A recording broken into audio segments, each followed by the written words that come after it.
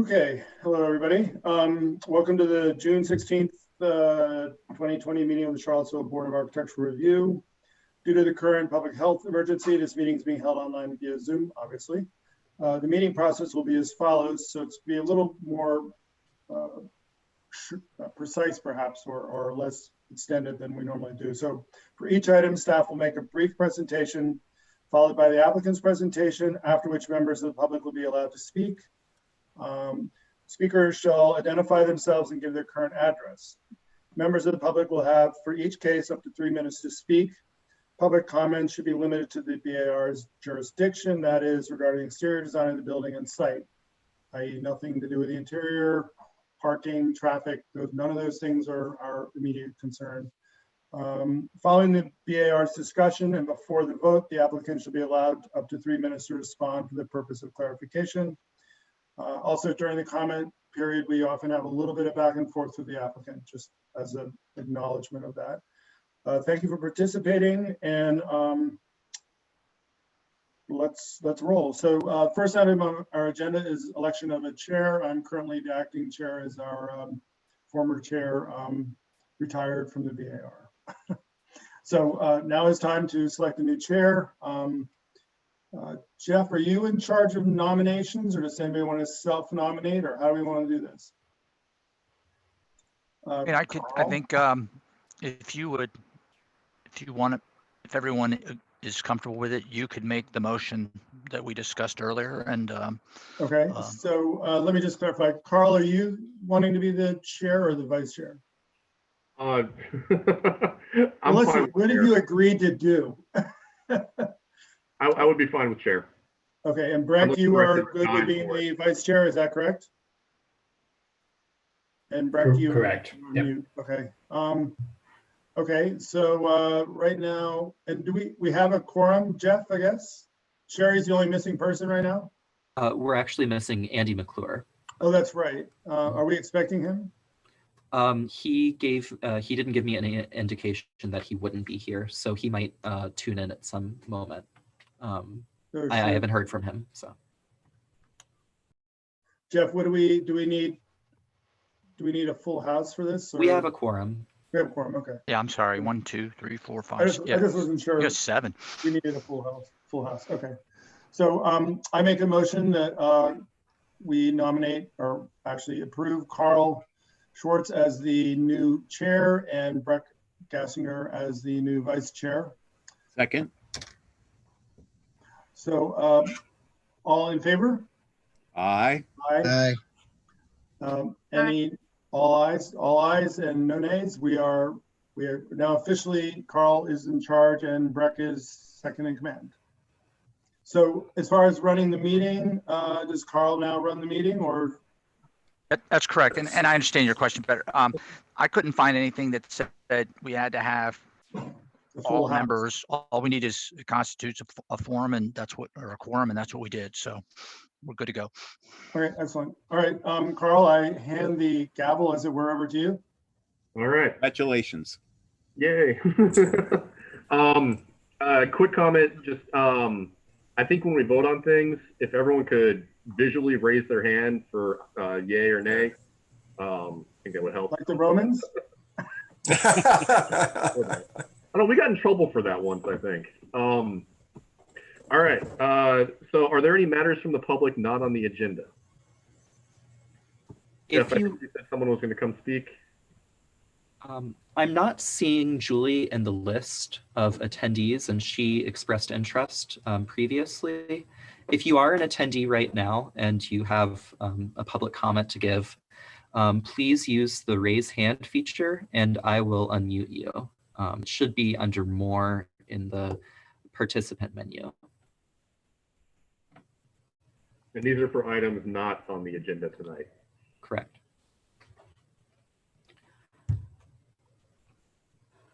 I am not seeing any raised hands.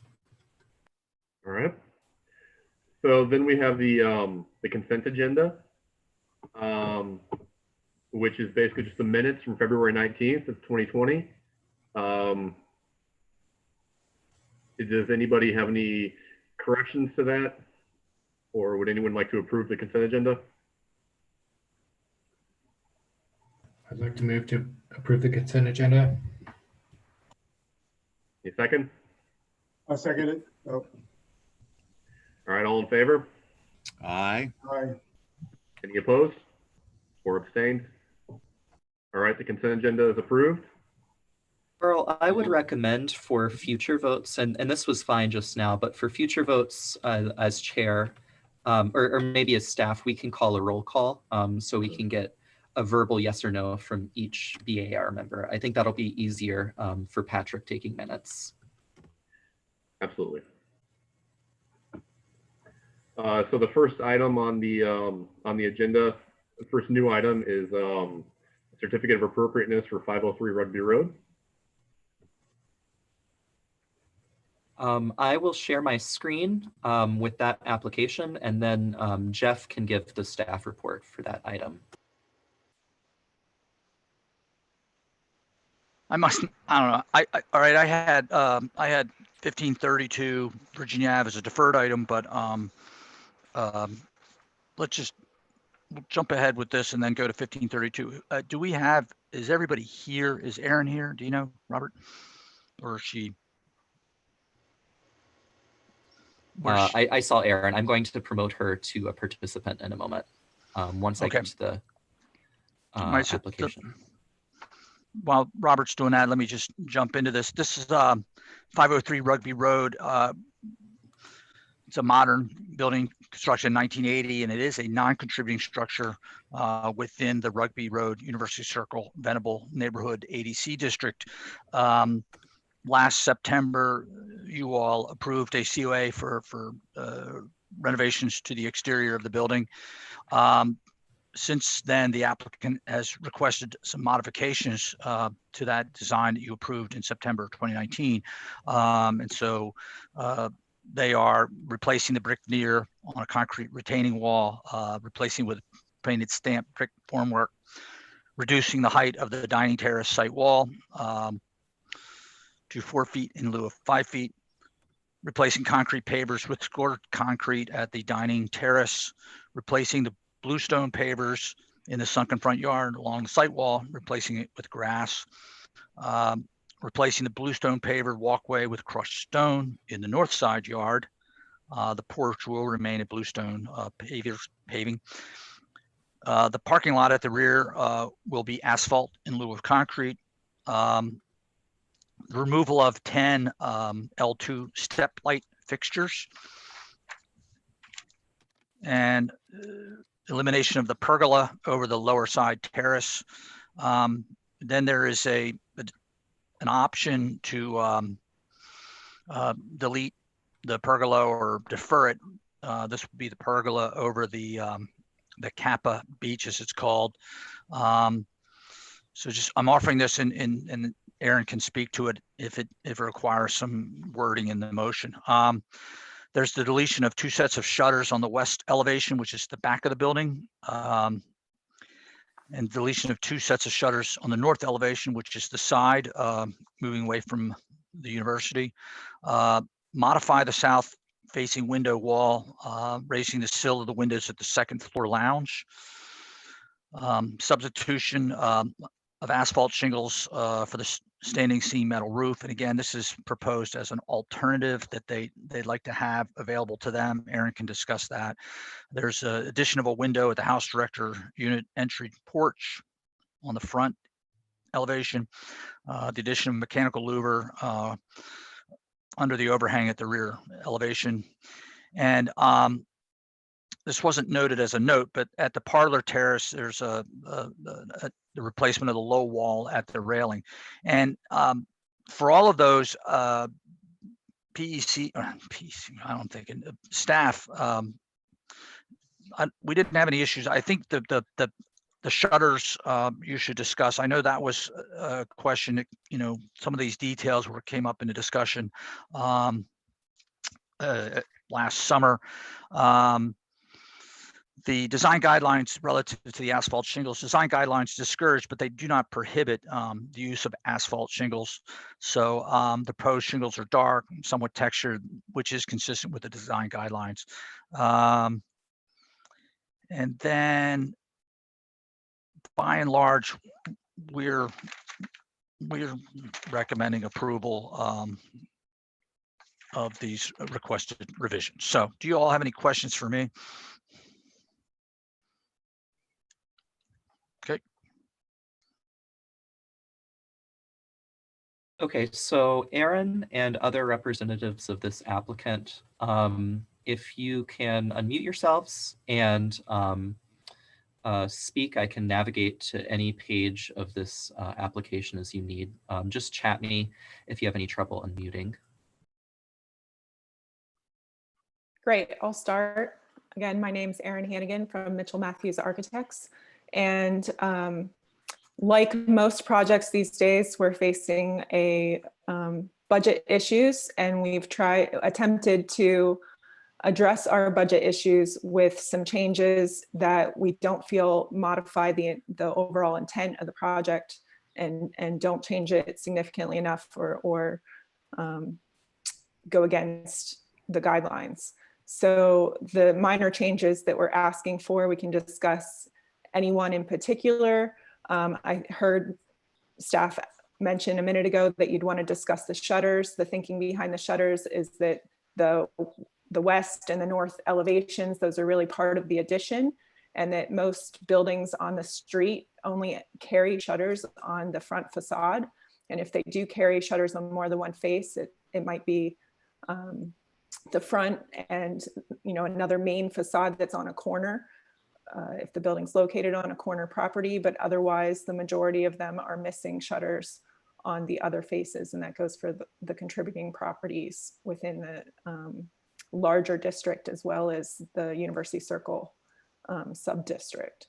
I'm trying to think I guess I'll let you guys ask questions, but the 16th item that we didn't list on this sheet that was about the wall being replaced with a railing, we ended up actually going back and including, reverting that and going back to the wall instead of the railing. So that one can be stricken from the list.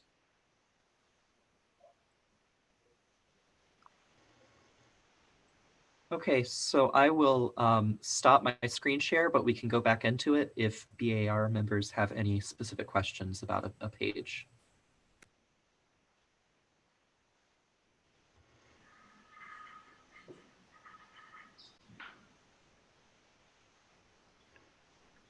So that was the presentation, Aaron? Well, given how long I've done presentations in the Yep, past, I great. didn't want to fully go through it. That's great. All right. Well, do you guys want to go? We could just go down the list. Does that make sense to everyone? Questions from the public first? That's right. Thank you. Well, I guess it's questions. Are there any questions or comments from the public? Please raise your hand if you have any.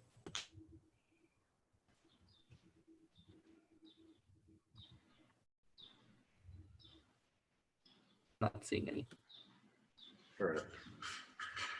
Well, I think it probably makes a lot of sense just to go down down their list and see if there's any. Just check them off one by one.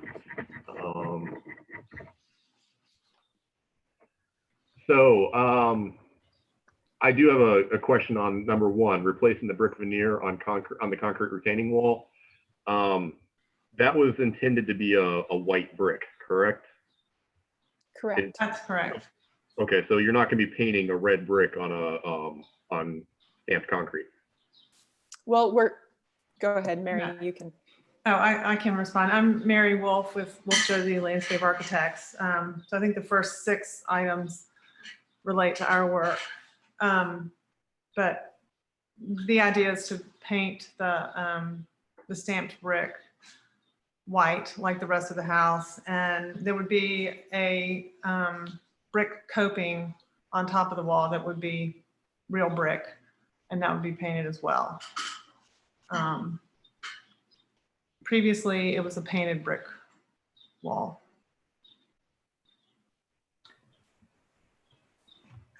The previous proposal, I think, to clarify Yes, that previous, statement, yeah. was a painted brick wall, and we've changed it to a stamped concrete wall, still painted. brick. Could you just describe, Mary, a little bit more about the extent of that wall? And there's also a low wall in some of in the front yard. Is that also with that same design? No, this only applies to, are you all looking at the plan? Mhm. We're not sharing a screen anymore. Yeah, I'll So pull it up. if you look at number, on this list page, number 1, so they're along the north side of the building, along the property line. For some reason, it doesn't show up on my shared screen, but it's the number 1 area, right along the property line. So it extends from,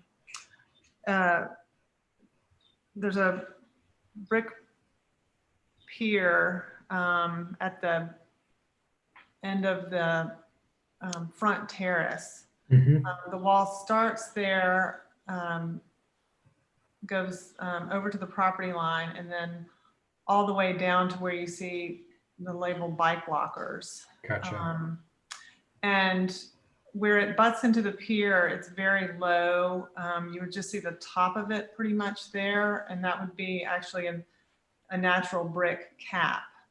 And then when it turns the property line, it starts to get higher. It steps down about midway, so that there's planters. You see where the number 5 is. That's one elevation, and then as you go further down the property line, it steps down. So the wall is about at its highest is in the 6 to 7 foot range on that north side of the house. And just again, we're not changing the elevation of Right. the wall from the previous proposal. It's Just just the the material. material. Thank you. That helps. Page 11 and 12 would be a good place to look, right? Yeah. 12 and 26.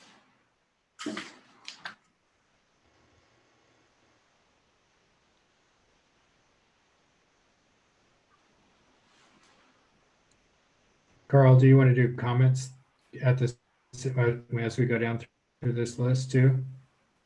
What do you mean, like our comments? Yeah. Yeah, no, yeah, I think we should be. Okay. Yeah, would you like to start? Yeah, I mean, in some cases, we might be concerned about stamped concrete.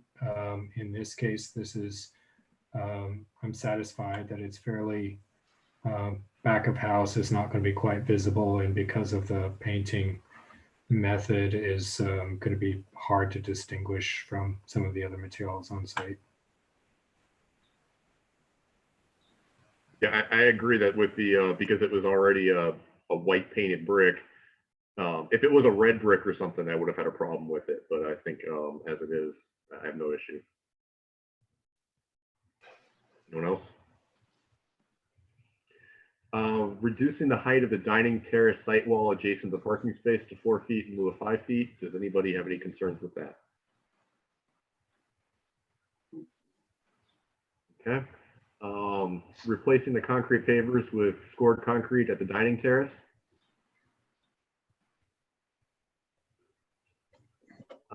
Replacing the bluestone pavers in the sunken front yard along the site wall with grass.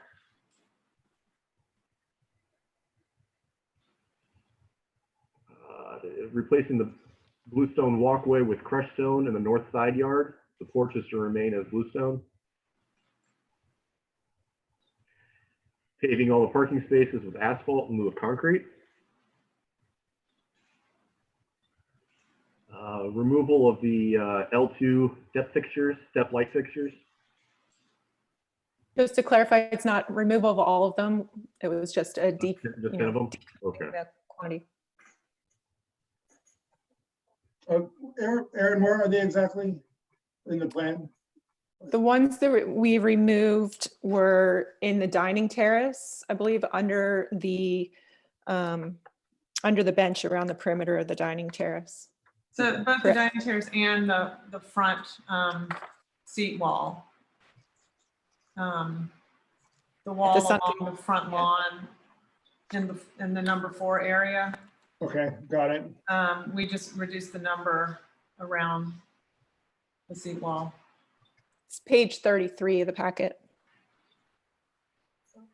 Yeah, I was looking at that. Is that the plan view? I guess I went to 36, which is why I was not sure. Sorry. Page number 33.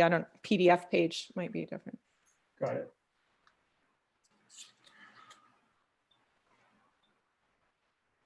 So there are a few taken out on the front, and then the bulk of them are around that stairwell coming down on that one side there, I guess. Okay, understand. Or that terrace, I should say. Deletion of the pergola over the lower side terrace. This is one that I feel, I don't know if how much it's worth, dwelling on it, but the facade that is left when this pergola is removed is fairly stark for, I think, a pretty prominent side of the building. The pergola provided some relief, and without it, that door feels pretty secondary, almost, I guess, the escape hatch that it is. But I'm curious in what the other thoughts are on the board.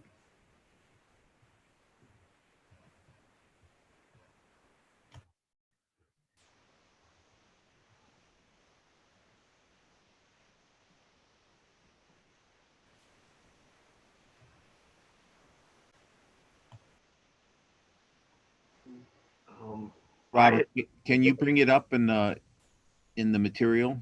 Sure, Breck, would you let me know Page what 11. Page 11 of the application. Page 40 of the BAR packet. One moment.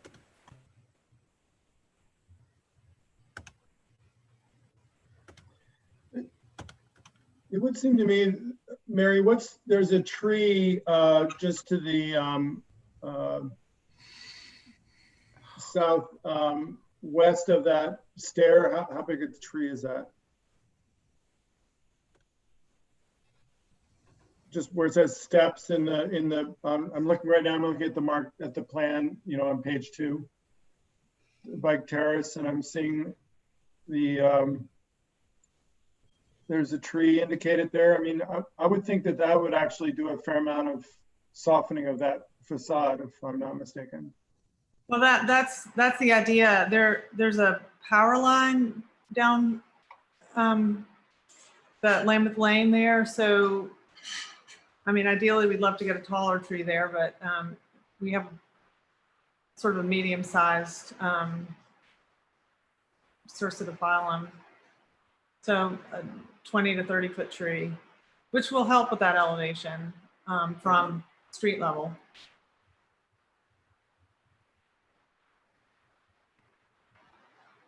And this door, is it an emergency egress door, or is it will it be an actively used door? It is an emergency egress door. It's coming down the stair tower, and it doesn't have hardware to allow entry at that point. It's only really exit. So certain doors have access control on them. That is not one of them. So students aren't going to be using that one as a primary entrance.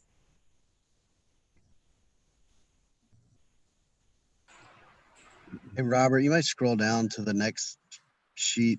There's renderings, I think, that also help show this, or maybe that's 2 sheets down.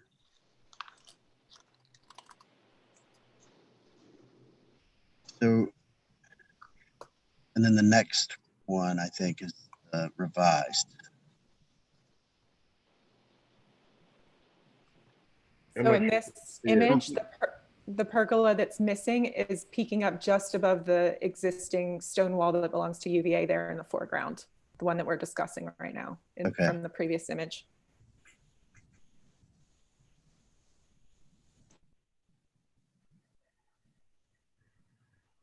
Personally, while I agree with Breck that it does look a little empty there, I think had this been presented to us in the beginning, I would have noticed it was missing. So I'm personally okay with the change.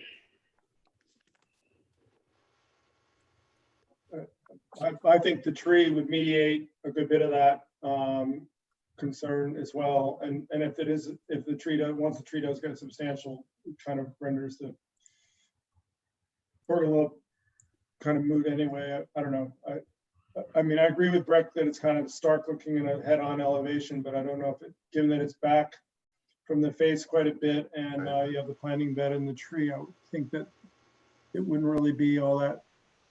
I don't think it's a critical loss, let's put it that way. I think it'd be nicer with it, but I don't think it's critical. Okay, And I'd say knowing that it's a door that is not going to be entered from the outside, you almost want to not call attention to it. I could almost see it being painted white with the frame white to kind of blend into with the wall. Yeah. That was the intent, that it would be, I think, if I remember, or we can certainly change it that way if you'd like. Well, I think that would be nice. All of the other apertures are really careful and have fenestration associated with them. mm-hmm.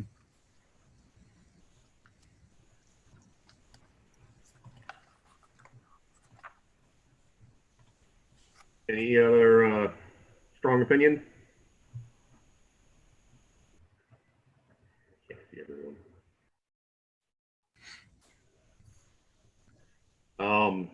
All right. So delete the pergola over the Kappa Beach and propose as an add alternate to retain. Does anyone have any concerns with first its deletion or with just letting it be an add alternate that they could put back later? And Robert, you have to tell me if someone raises their hand because I can't see everyone. No, or if we do that. I don't see any hands raised. Okay. All right. Delete the 2 sets of shutters from the west elevation, or we can combine that with also delete the 2 sets of shutters from the north elevation. Any strong opinions?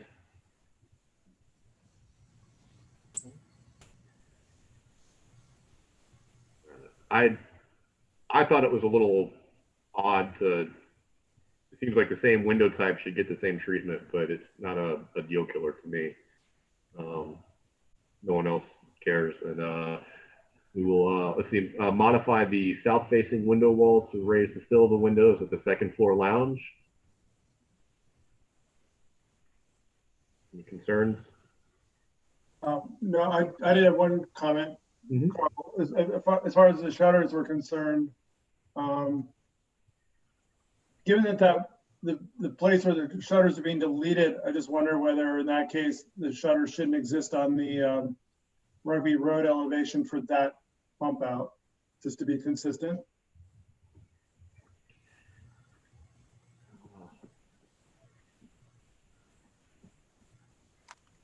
Because it's back.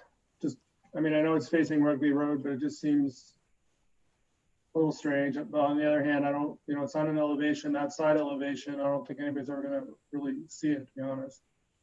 Right. I would personally prefer to keep it, but that's Keep just them me. all. Yeah. Well, yeah, keep them all. Yeah, I would prefer that as well.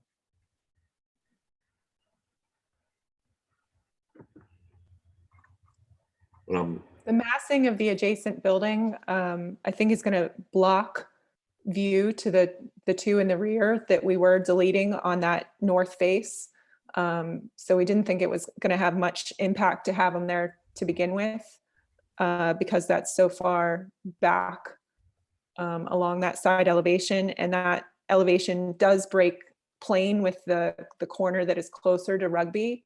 And so we kept them on the front mass of the building that feels more like, the original structure, and then the piece that is the addition that is popping out, that northwestern corner is the 4 sets that removing. Which I think, again, is consistent with some of the character of the neighborhood where additions aren't carrying the shutters like the original mass of the historic building is. Which is why I was wondering if it should lose the shutters on the Rugby Road side on that same bump out. Looking at, let's see, what's the drawing number? I'm looking at page 11. The upper drawing. I'm just wondering, since that bump out is back, should you delete those two shutters on that one window? Just to be consistent.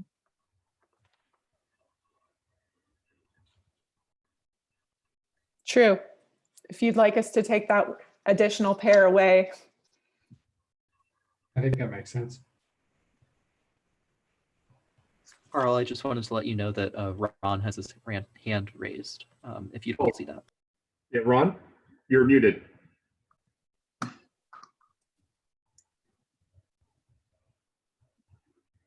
There we go. Unmuted, right?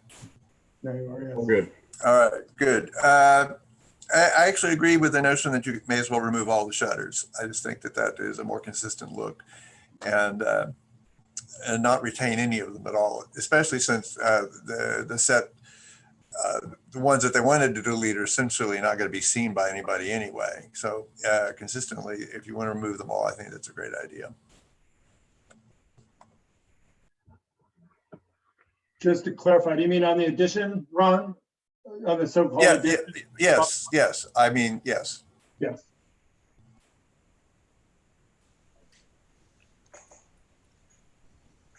And Aaron, you said that makes sense to you, so Yeah, we failed to see that one was included. So what the pair that we're talking about is above the new window that we've added, right?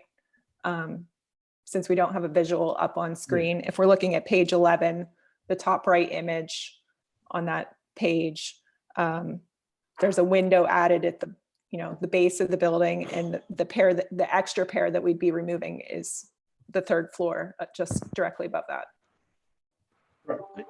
Yeah, that's correct. I'm looking at it. So you're treating that sort of the front portion of as a building itself, and then treat that the same throughout the additions to the rear, treat separately. Is that how I'm understanding it? Okay. So All right. actually, Robert, if you had this up on your screen, Aaron can actually pick a pointer and I believe see under view options. She can actually point to it, I believe. Okay, one sec. Can you just direct me to the right rendering or page first? 11. Go to page 11. Okay. yeah.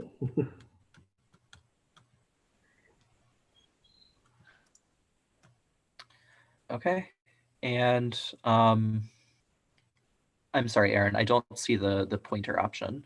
Let me just see. Well, it actually would be on her screen. Yeah, Aaron. Robert, yeah, move the little hand. Move the little hand. Yeah, there you go. There. Whoever did that. Yeah, under view options, and she can mess with it. Great.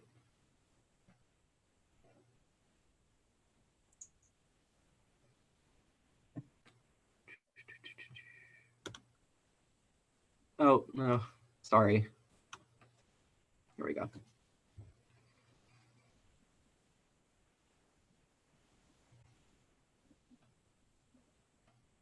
So that is the window we're talking about. Yes.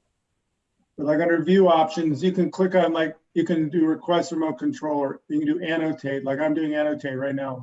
I just drew it. See that? Yes. Because the thing is, that's true to the screen and not the drawing, so it won't stay on the drawing.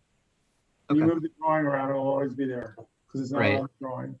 I just took a picture of it to capture it for posterity. So we're good. Excellent.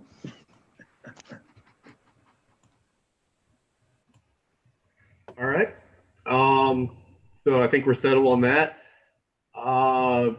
Modify the south facing. No, we did that. So substitute asphalt shingles for standing seam metal roof.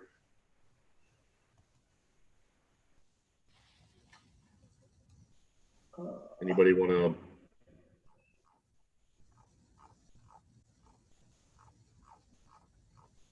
Or I'll comment. The guidelines definitely, well, they're fuzzy. They do not rule out asphalt shingles.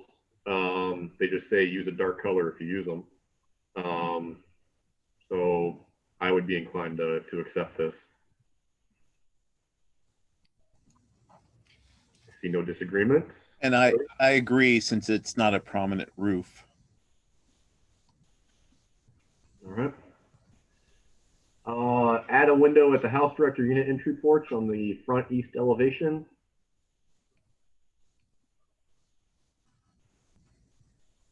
All right. And add a mechanical louver required for ventilation under the overhang at the rear west elevation. All right. So it sounds like the only 2 points of contention were the deletion of the pergola over the lower side terrace. And I think we suggested that you would paint the door white to match the brick. Brick, does that satisfy you? Yeah, that's fine. Yeah. Okay. And then for the shutters, it was to remove the one set that you circled. Anybody want to make a motion?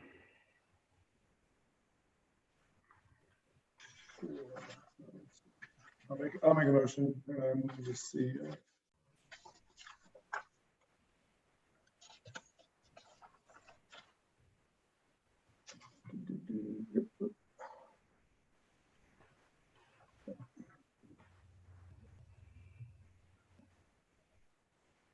Just trying to find the verbiage here. Page 23. Yeah. What page is it on? Page 23 of the packet.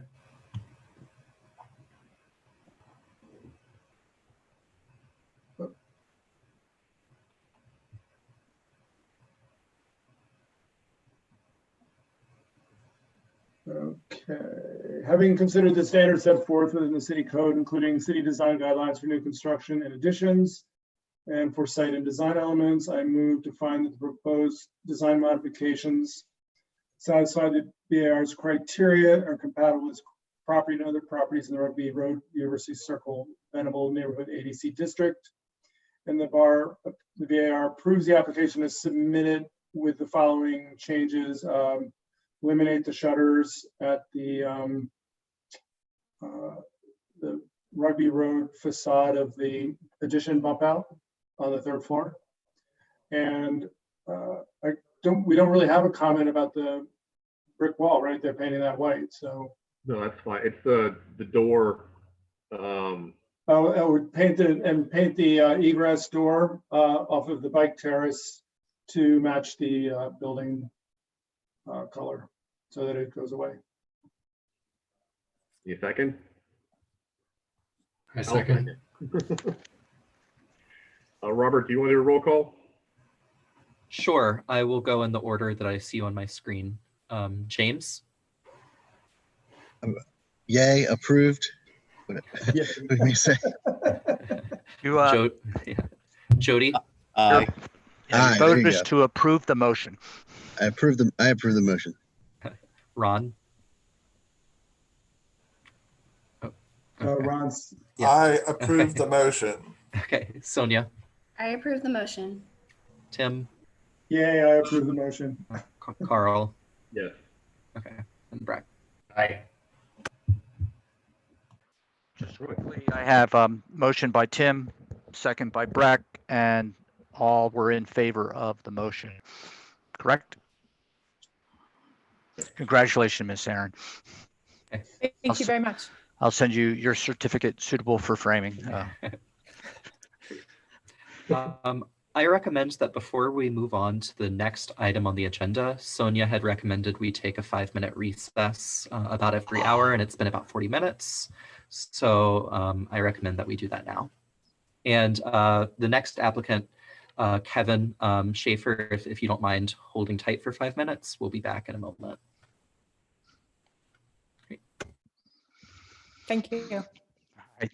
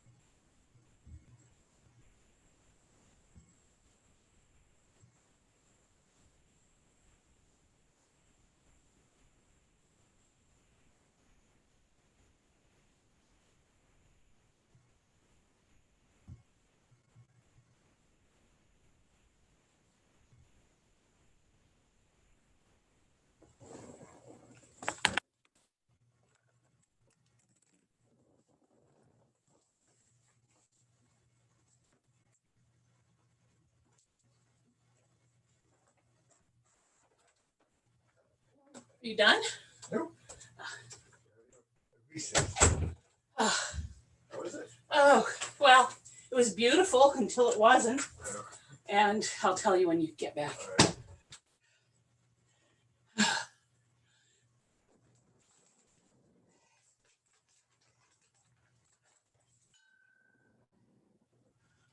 Oh. What? But one of our neighbors gave me a ride most of the way down Silver Lake on the way back. It's a long ride. I'll tell you all about it.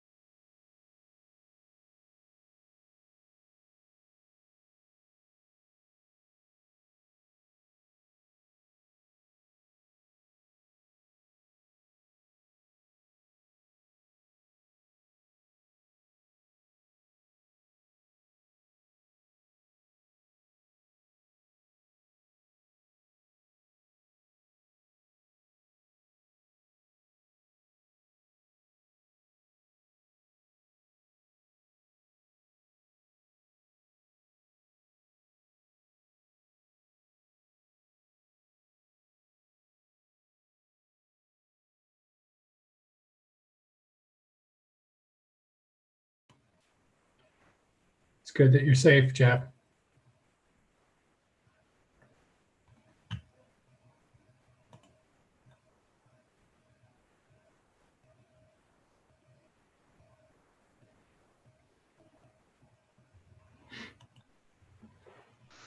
Yeah, I got, the only thing I'm missing is a hard hat, Got these hand puppets here.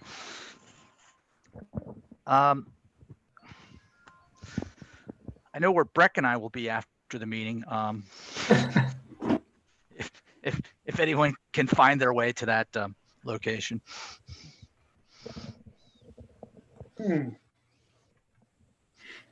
Hey, by the way, I did check that property on Locust. Surprisingly, it's not an IPP. Huh. 734. Kind of a Lovely bit of, house. yeah, bit of relief on my part, but also a bit of surprise. I guess you guys saw that Andy's having internet issues. Said he'll log in when he can. Yep. All right. Okay, so welcome back, everyone. And before we get started on the next agenda item, I just wanted to let Kevin know that I'm going to promote you now to panelist, which means that you're going to be booted out of the meeting, and then you'll come back in and you'll be able to mute and unmute yourself. So just hold tight for a sec. And Robert reminded me that we had moved 503 ahead on the agenda at Erin's request due to a something that she could not change. So there, my confusion is explained. Good. So that means I've got the correct agenda. You, I don't know anymore. I'm stir crazy like the rest of you guys. This has been strange. All right. Well, they're there. I'm going to and congratulations, Kevin's not a new dad, but a dad again in all of this. He he has an extra child in the house again now. So very quickly, I'll introduce it and then we'll go to the discussion if I can. Yeah, here it is. Sorry. Okay. This is a COA request for 1532, 1536 Virginia Avenue. This is a 0.76 acre parcel on Virginia Avenue, and it is within the Rugby Road, University Circle, Venerable Neighborhood, ADC District. There has 4 existing structures. 3 of them are to be raised, 1532, 1534, and 1538. 2 of those you did approve the demolition of. One of them is not contributing. At 1536 Virginia Avenue, which is a constructed circa 1920, will remain. In February 2015, going back, that's where the BAR initially denied the demolitions of 1532, 1534, 1536. Fast forward to August 2019, last year, you all approved the demolition of 1532 and 1534. Last November, the BAR held a preliminary discussion on this proposal, and at the December BAR meeting, you all accepted the applicant's request for deferral, and so here we are. This is a COA request for the construction of a 4-story, 20-unit residential building with a partial below-grade parking plan or parking area. Excuse me. The plan includes site work and landscaping. The existing house, again, at 1536 Virginia Avenue, is to be retained and incorporated into the plan. And we had you should have in your staff report some of the discussion items that came up in the December meeting prior to the applicant requesting a deferral. Questions about the parking area, about movable benches, question about the Eaves design. And so I also want to just a quick note, as you know, we can't, or we no longer do COAs on a partial basis. There is no partial approval. So if there's a determination that additional information is needed or clarification is needed, then the recommendation would be for the applicant to request deferral. Of course, the BAR could move to defer, which would then bump this forward a month. If the applicant requests a deferral, it is their, they have the opportunity, they can bring it back when they wish. And just also, there is a site plan review going on concurrent with this, and that if there are changes, any subsequent design changes that result in alterations to the site plan, then those will have to be done. So that's more a note to the applicant, but I think they're well aware of that process as well. So does that make sense relative to the old question of partial and multiple COAs? Nod your heads. All right, it's all yours, Mr. Chair. Kevin? Your Good evening, everybody. My name is Kevin Schaefer, and I'm a project manager with Design Develop. And I'm the applicant representing the developer, Bo Carrington, who is a principal at the locally based 7 development. We want to begin by welcoming all the new members of the board and thanking you all for the volunteering for this service. It's been an odd start to your term, but we're hopeful we're able to settle into some normalcy as things progress with the city. It's good to see the familiar faces of the returning members as well. Thank you for your continued service. And finally, many thanks to the city staff, Jeff and Robert, for their guidance through the submission process and the thoughtful, thorough staff report. I wanted to start today by recapping the lengthy process that's led to the submission in front of you. As Jeff mentioned, the demolition permit for the structures at 1532 and 1534 Virginia Ave was approved 10 months ago in August 2019. Following that approval, our team wanted to bring the board into the earliest stages of design. So we presented our initial plan in a preliminary discussion at that November 2019 BAR meeting. The feedback we received at that time was positive, and several members of the board commended how our design incorporated many cues from the ADCD design guidelines to provide a cohesive, holistic project. While they noted the need for more detail, the board expressed appreciation for breaking down the scale into 2 separate building forms.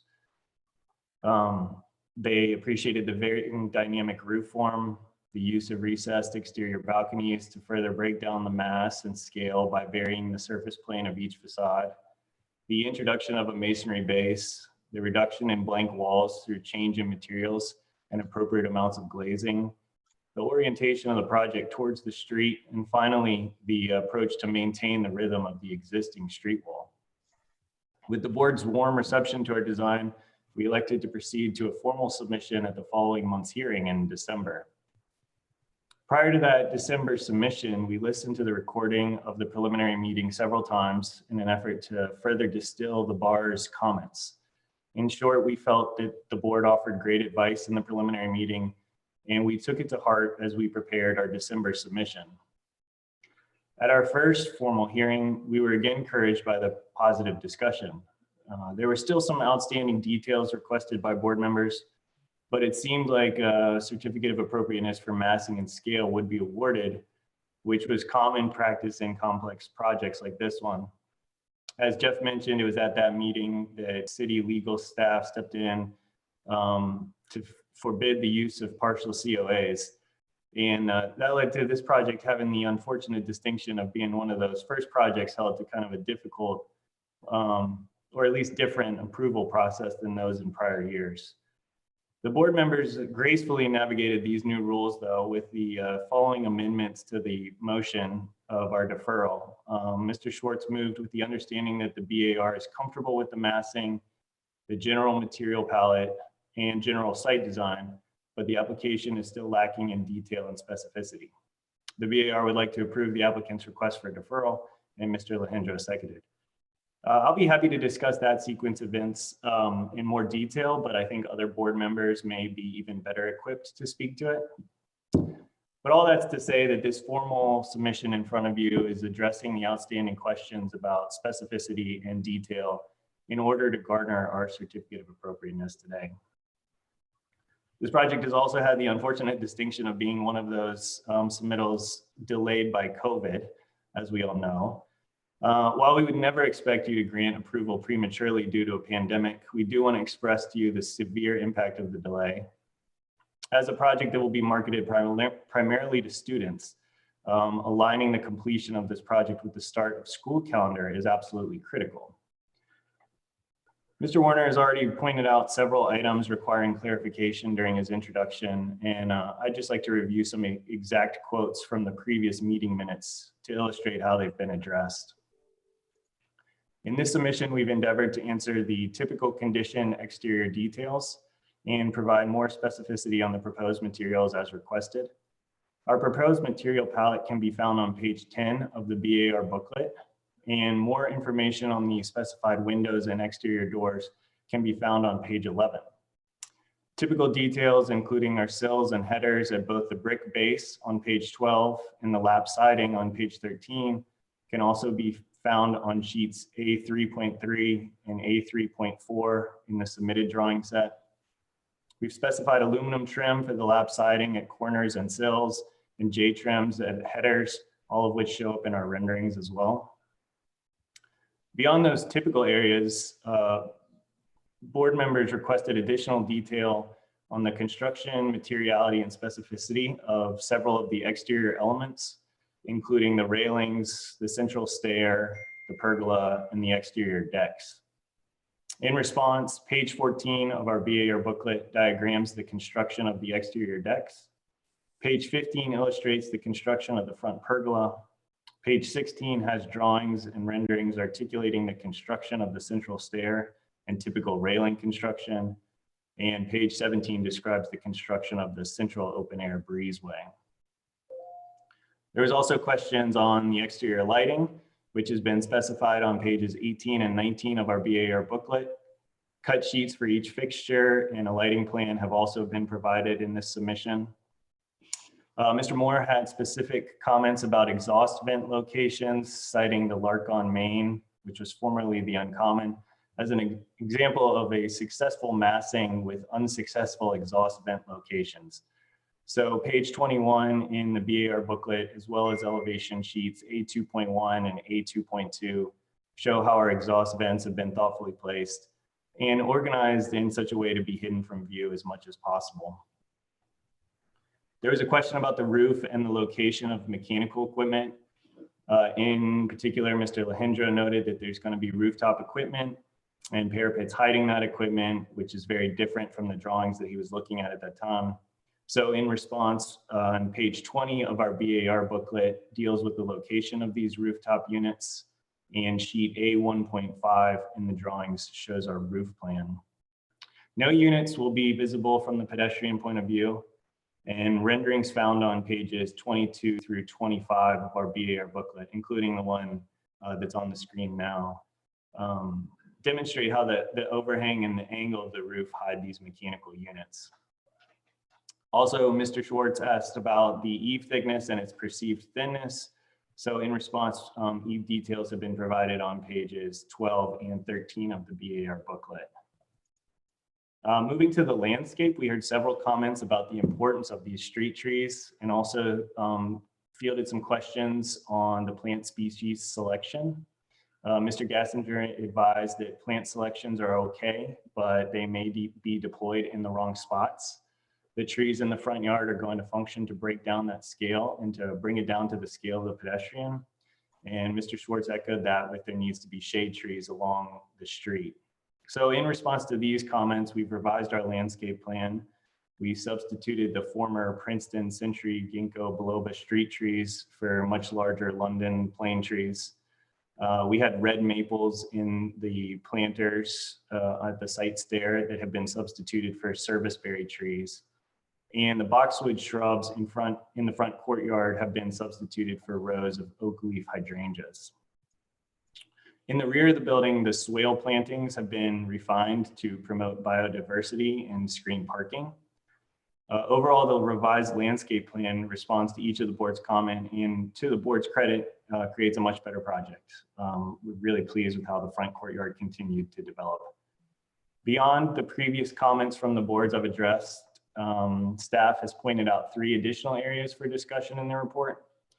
Regarding the parking area, parking is all tucked below grade and is minimally visible.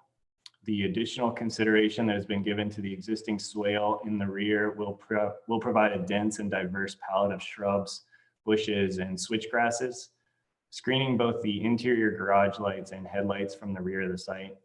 That rear of the site only faces the railroad tracks and a steep grade up to Chancellor Street as well.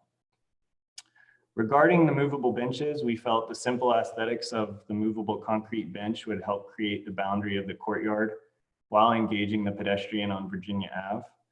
This staggered pattern reinforces the rhythm of the building facade and provides relief to what otherwise would be a straight round of oak leaf hydrangeas.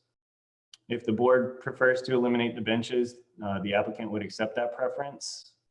However, we feel the elements are an asset to the pedestrian experience and not a detriment. Finally, regarding the use of the eaves on the upper floor walls, we've discussed this previously, but we're happy to readdress it and explain our reasons for specifying it again, especially with so many new board members. Our previous discussion centered around the fact that the eaves has improved over the years, and that even though eaves is still technically listed as a discouraged material in the ADCD guidelines, this may be an appropriate solution here. However, if the new board is uncomfortable with eaves, we are happy to offer a smooth fiber cement panel as an alternative. We could match the joints shown on the elevations by using 4x10 panels. We would suggest a low profile recessed trim and suggest painting both the trim and the fiber cement panel in the Benjamin Moore early morning mist, which is what's specified on the eaves now. The fiber cement panel could prove a better choice from a durability perspective, so we're open to whichever material the board would prefer in this instance. One area of comment that I should address is the driveway side. There were some questions about that from our previous meeting. We have a shared 20-foot access easement in that location with the adjacent lot. We have minimum driveway and access aisle widths that must be maintained. And I'm thinking that the renderings may make the asphalt look worse than it is in reality, as that drive aisle is only about 22 feet wide, which extends onto the adjacent property for a couple feet. We believe that's the best location on the site for a vehicular access drive, as it gives us the most side yard setback to that adjacent structure. I'd note that this is a one-way street and that much of that side elevation will be blocked from pedestrian view by that adjacent 3-story structure at 1530 Virginia Ave, and that the drive aisle will be no wider than it is today. So to conclude, I'd like to again thank city staff and the board. I'll encourage the board to consider some of the quotes about our previous submittal made by members of the previous board. Mr. Serafin mentioned that the changes we made from the preliminary discussion are successful. The transition to the small house with the stair is a good way to solve that. Mr. Ball had stated that overall the massing looks really nice. Ms. Ernst stated that the massing is in a really great place. Mr. Ballot stated, "You have done a great job with this presentation and it's on its way to being a very successful project." So with those in mind, I'll be glad to answer any questions you may have or to continue to discuss the specifics in any way that may be beneficial. Thanks. All right, are there any questions or comments from the public?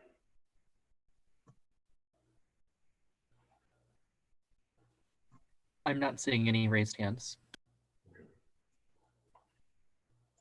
Huh? Who wants to start? I'll give it a shot. Two things that immediately come to mind.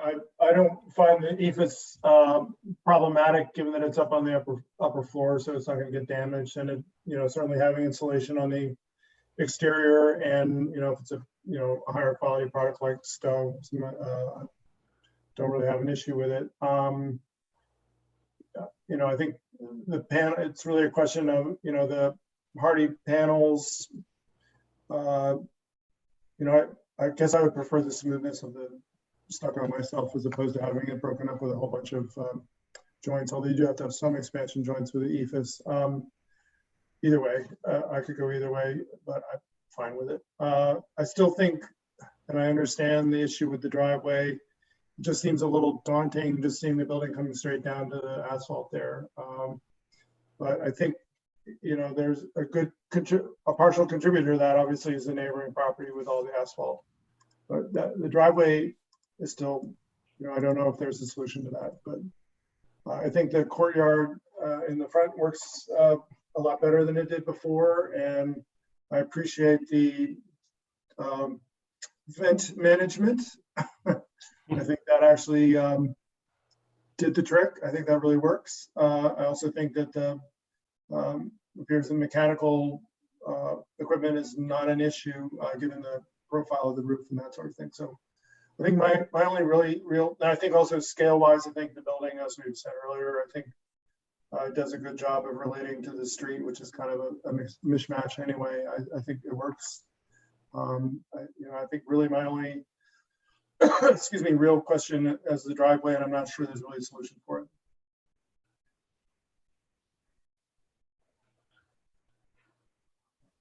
And that's my 10 cents.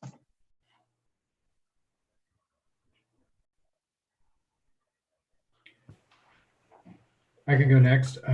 Kevin, I have just a question about could you describe a little bit more the wood material and how you're imagining deploying that in the front courtyard, front terrace? The wood material on the siding material? No, the paving that you're using as paving. The front parking garage extends into our front setback a little bit, and so we're going to have about 10 feet of a deck there above our parking garage, and so that creates a nice front patio for those ground level units. That's where those precedents come from in the landscape precedents, and that's really the only place it's used in that front courtyard is where it's directly above our parking garage. It's functional there. We can't plant grass, but it helps with drainage to allow that to be a deck. So what is that? Is that wood well, it's not wood. It's a composite material that's sitting how far above concrete slab below? 4 inches. So it'll be on 2x4 sleepers. Mm-hmm.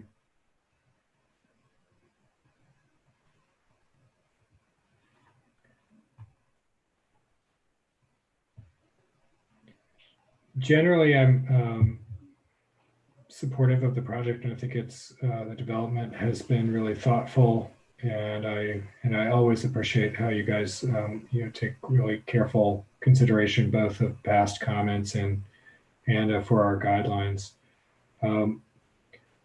The only real question I have is regarding that material, and while I think it can be used successfully, especially in the we'll call it the front yard. It does seem to be, we do have a guideline regarding paving materials, and I just had it. That suggests that in our guidelines, section 2, chapter E, the first point is to use traditional paving materials like brick, stone, and scored concrete. I do have some concern about how that will weather over time. And at least in the front setback, I wonder if something that might be a bit more proven and consistent with other ADC guidelines would be should be considered.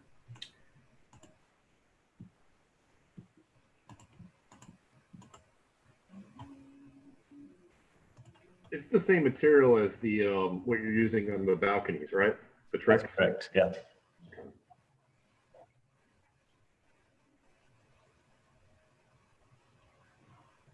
Anything else, Brick? No, that's it for me. Oh, one little thing. It's you've noted species oak leaf hydrangea in the landscape plan. It is could be a good selection, but you would want to make certain to get a cultivar that is going to be small in stature, probably if you want it to be in keeping with the renderings. If you were to get the species, it could be 8 to 10 feet tall.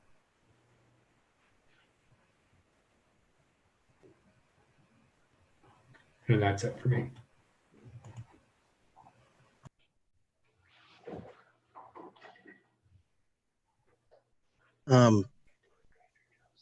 So I just had a quick question.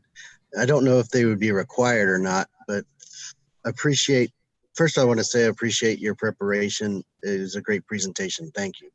I just wanted I was curious about the rooftop units. I appreciate them being set back from the eave. I don't know if there's a requirement that they would need a railing or anything from a safety standpoint for maintenance on those units. Certainly if there does need to be a railing, I think that's something we'd like to take a look at. Yeah, it's a great question. And as long as a mechanical unit is not within 10 feet from the edge of an eave on a flat roof, a railing is not required.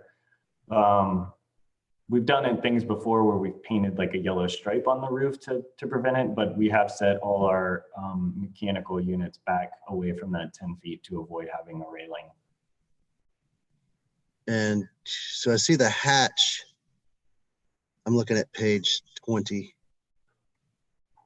I guess I see the hatch on the one building. Oh, that's the elevator. I see the hatch on the one building. I don't see it on the other one. Yeah, great question. Another, that other side has a walkway that is adjacent to that roof eave line. So you can just put a ladder, a maintenance person could put a ladder up against that eave and not require punching through our roof. Gotcha. Okay. Question. Tim? Mr. Chair. Just one thing, Kevin, I was just looking, just kind of glancing over the light fixtures again. And so the digital package that would specify color, temperature, and all that sort of stuff, is that something we have somewhere, Jeff? Because I'm not seeing, I mean, I see the fixtures, but I'm not seeing their, I'm not seeing what they're, and the, you know, the lumens map, but I don't see anything indicating We submitted cut sheets with each fixture. I think it was part of our package. Well, I mean, oh my God, it's funny how your mind goes after 3 months. Because I know this is part of the site plan review as well. And keep talking and I'll see if I can find my notes on that. Okay, I mean, the model, as far as the light distribution, the model looks promising.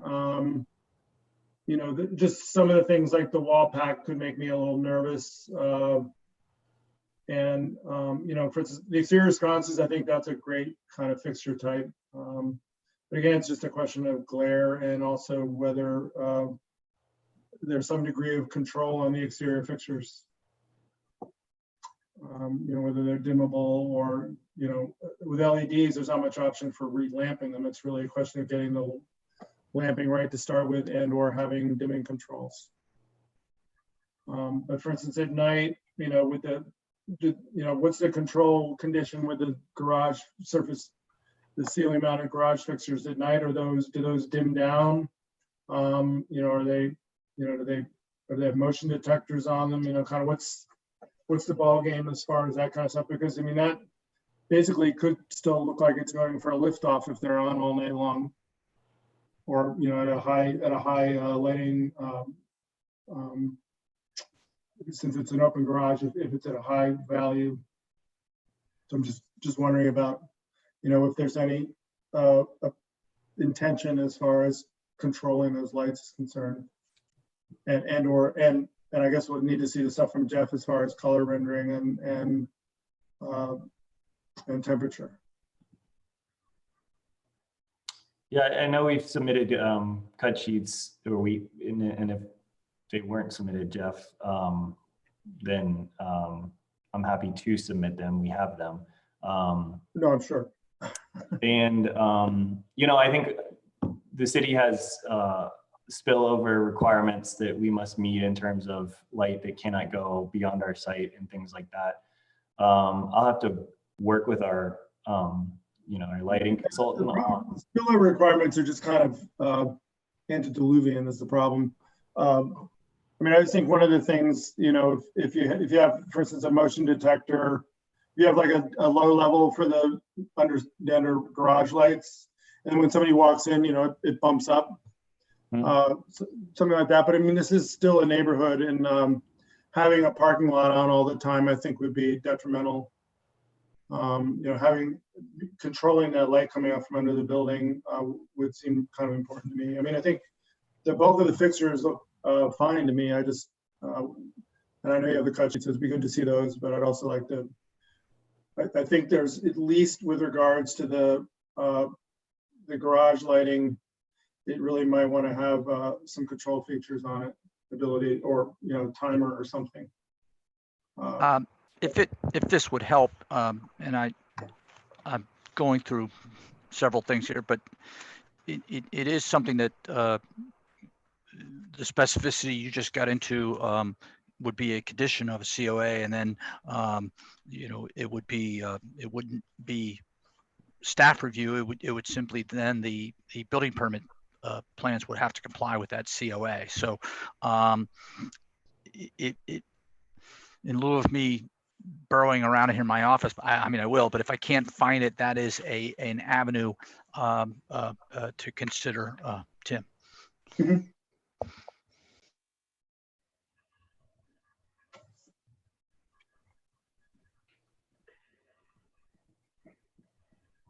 I mean, there's a lot of information here, Kevin. It would be good to have the cut sheets, which I realize you have. So it's not a critique of you. My problem is, for whatever reason, my computer just, and I probably the same thing that others are having, but my computer won't let me now. I'm access to the internet, but it won't let me open my files, my regular BAR files. So I'm sort of at a disadvantage in that regard. Okay. If that is a sticking point, like Jeff said, that's as a conditional of the approval of the COA, we'd be happy to consider something like that. I want to just make sure I understand it, and I'm just looking at the model. into thinking that there just seems like there's a potential for it basically being a bit of a spaceship at night. If, you know, that's all residential, there's not a lot of lighting there in terms of the houses. And then, you know, you have this glow suffusing from underneath. I just think that's something we'd want to be aware of. It's not the first time parking lots have caused problems like this. And this one's certainly more discreet than most. I can understand the consideration. I do think the renderings may be a little disingenuous without landscape. And also there's street lights on this street and everything like that. But it's a fair point, and I understand. Yeah. Well, hopefully we'll do something with streetlights too. So, okay, that was just looking at it. I mean, there's a lot of information here, but it'd be good to have the cut sheet. So when we get those, we can take a look at them.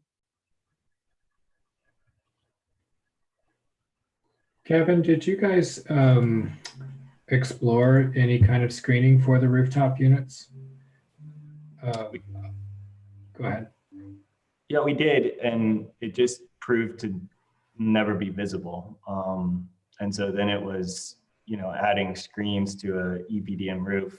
You know, we're going to be through in a flashing consideration. I guess, and I'm very convinced that you won't see them from Virginia Avenue. What I am less certain of is that from Chancellor Street, once these are built, because it's a little bit lower, if you might not be looking right into them.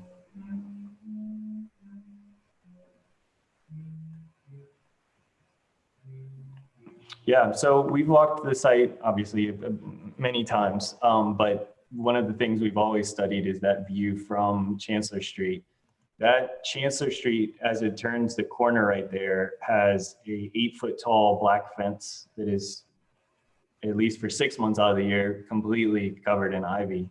Beyond that, you've got a really deep barrier with the railroad, who don't keep their landscape in the most pristine condition along there. So there's a lot of very generous up there.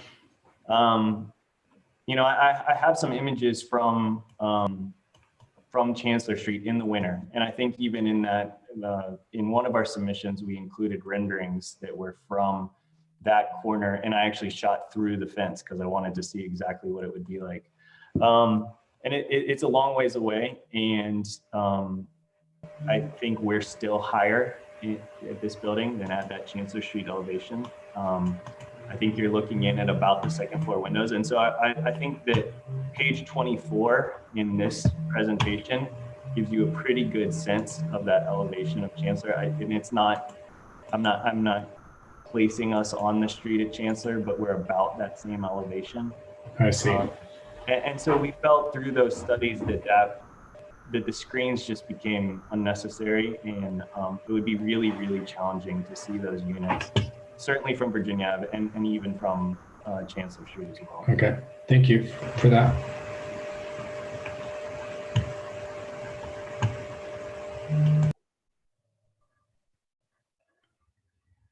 Well, I'll go. Yeah, kind of on the mechanical units, I just want to say, I mean, I believe you that they would be visible, and I think in this case, if we were to approve them, this would be somewhat of an exception, because I know that I've been particularly picky, for instance, on West Main Street, when you have, you know, you have an 8-story building that has mechanical units centered in the roof. The developer will swear to us they're not visible, but you know, there's places in the city where they're pretty clearly visible, and we have this discussion a lot. So it's, you know, for me to approve this would be making an exception to that. And I think you've demonstrated with the renderings. Well, quick question, with the renderings, the mechanical units are modeled in every single one, correct? Yes, sir. And I noticed that a lot of your views are above the street, so it is, yeah, it appears they would definitely be hidden from the pedestrian in most cases. I really, really appreciate all the work that went into this packet. I know there was a lot of at-risk stuff that you put in here, because it's really complete. The wall sections are very helpful. I feel like from some of your axons or your perspective views through the the staircases. I learned something from that. It was interesting. It was so I really appreciate all the effort you put in there. I'm with Tim on the ethos. I do not think that fiber cement panels have been done successfully in the city. I think the ethos would be a much better solution for that, and it is definitely not the same material that we think of from the 90s. So yeah, in general, I think this is great. I struggle to find anything that I'm really have a problem with. I do have the concern about the mechanical units, but I think I can let that one go.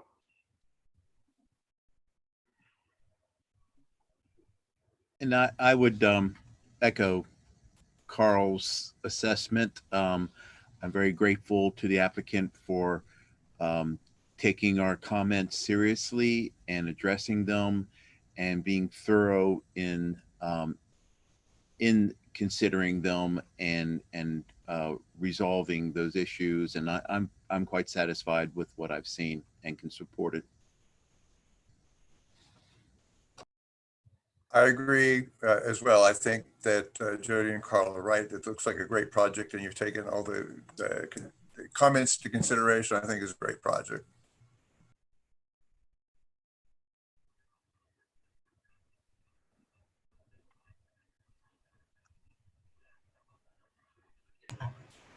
Are there any thoughts on the board about the in-grade wood? I just think this would probably be one of the first times we've approved something like this in a control district.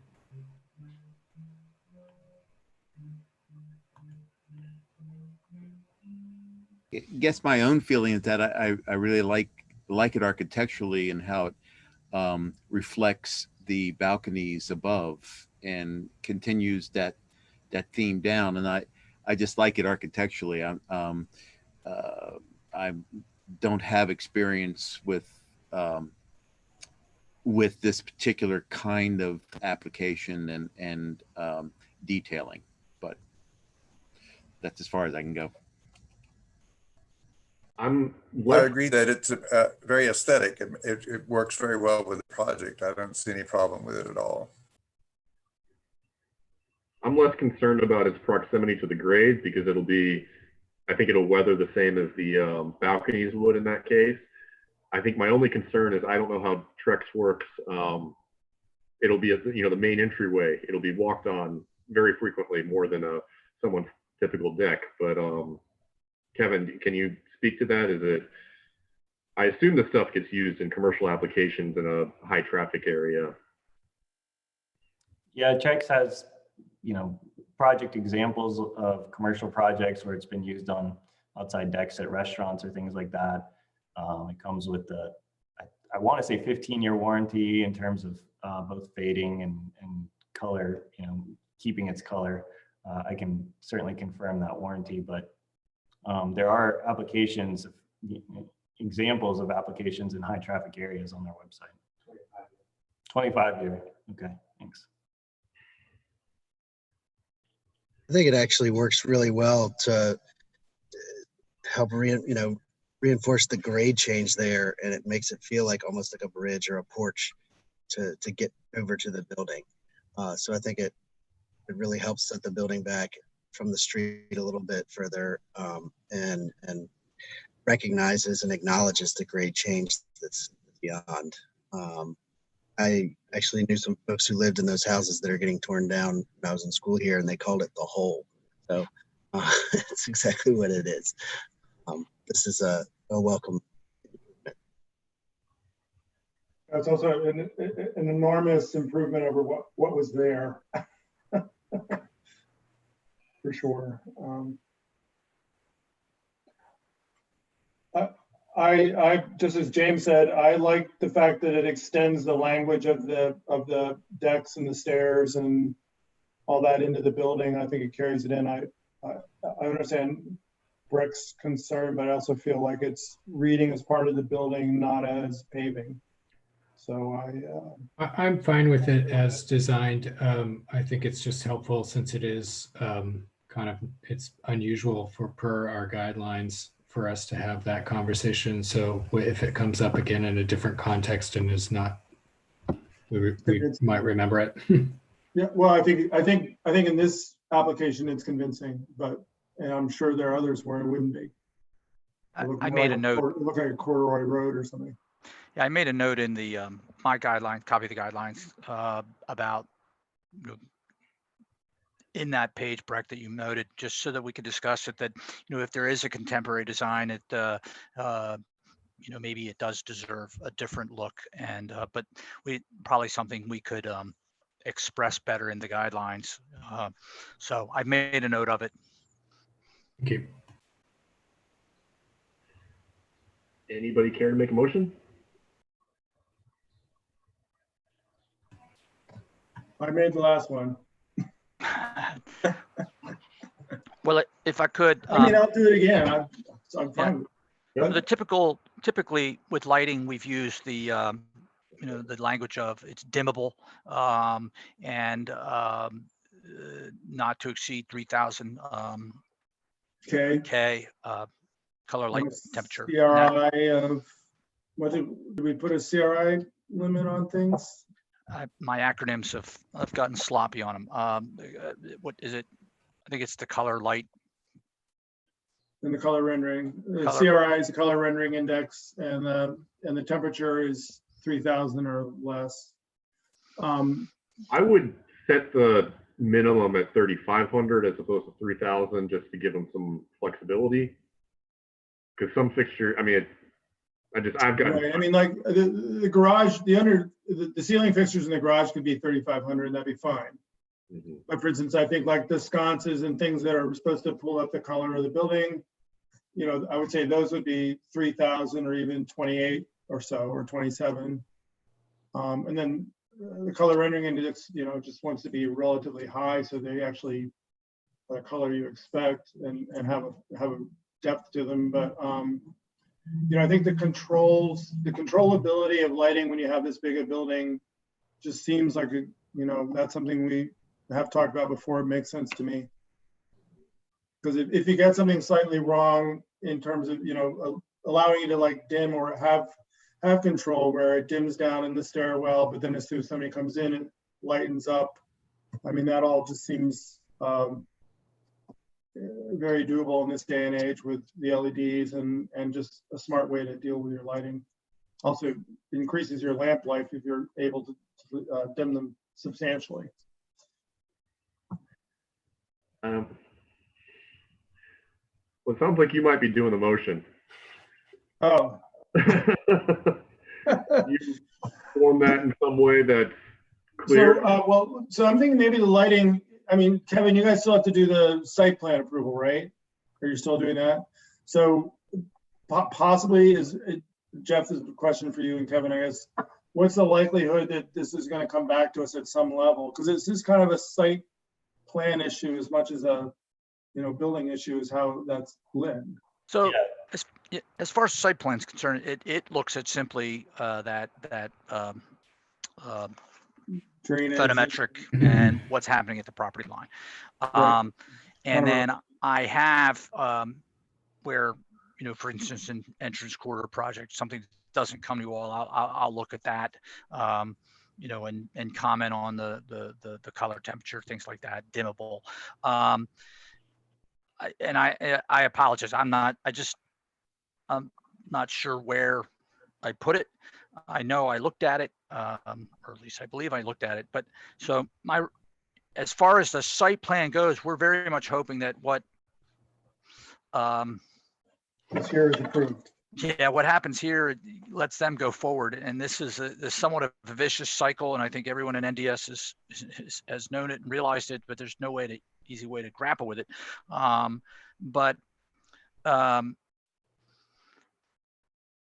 Provided that lighting, I can say it won't, as far as site plan is concerned, what Kevin's drawn works. As far as me reviewing the color, temperature things and the fixtures, that could come down to what I review in the building permit phase. So maybe the only thing we specify is we want to see control for the exterior light controls, dimmable control for the outside fixtures. Right. And the only thing I'll offer on that is, Garage. yeah, I've seen, go ahead, except for the garage, right? And I made a note of that. We're reviewing a bank over on Long Street, and there's also a similar one on the corner where they're just using very high color temperature, and I've questioned them on it, but I went through all of their specifications and found some of the fixtures aren't even dimmable. So they can go with the lower color temperature, but some of the fixtures aren't something you can adjust. So that's the only caution I would offer with using that. So as helpful as I could be. I mean, for instance, something in the garage, if they weren't dimmable, you could still have it where they're on multiple circuits, so you can actually kill a certain number of lights when you want it to be a lower level, and then you pick them up where they have multiple lamps in them, and so you dim them by literally turning off one set of lamps.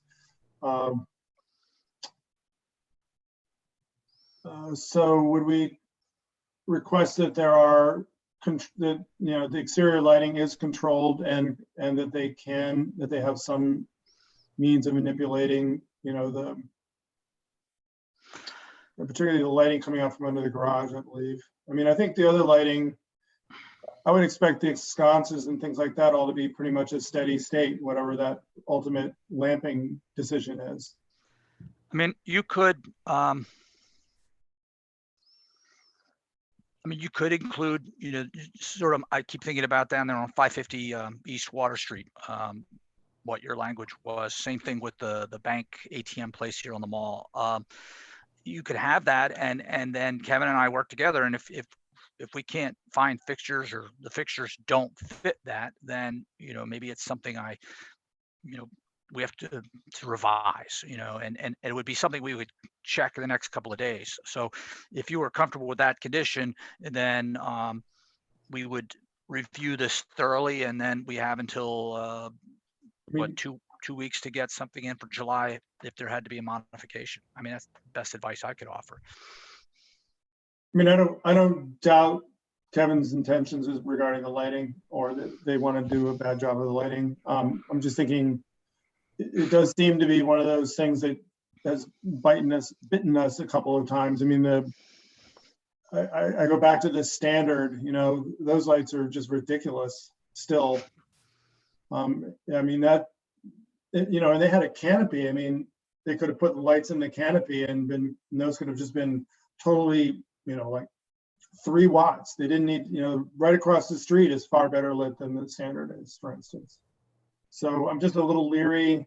This is a quiet area. I think the bulk of the lighting looks fine. I just think it would be good to have some controllability, especially with regard to the garage lighting.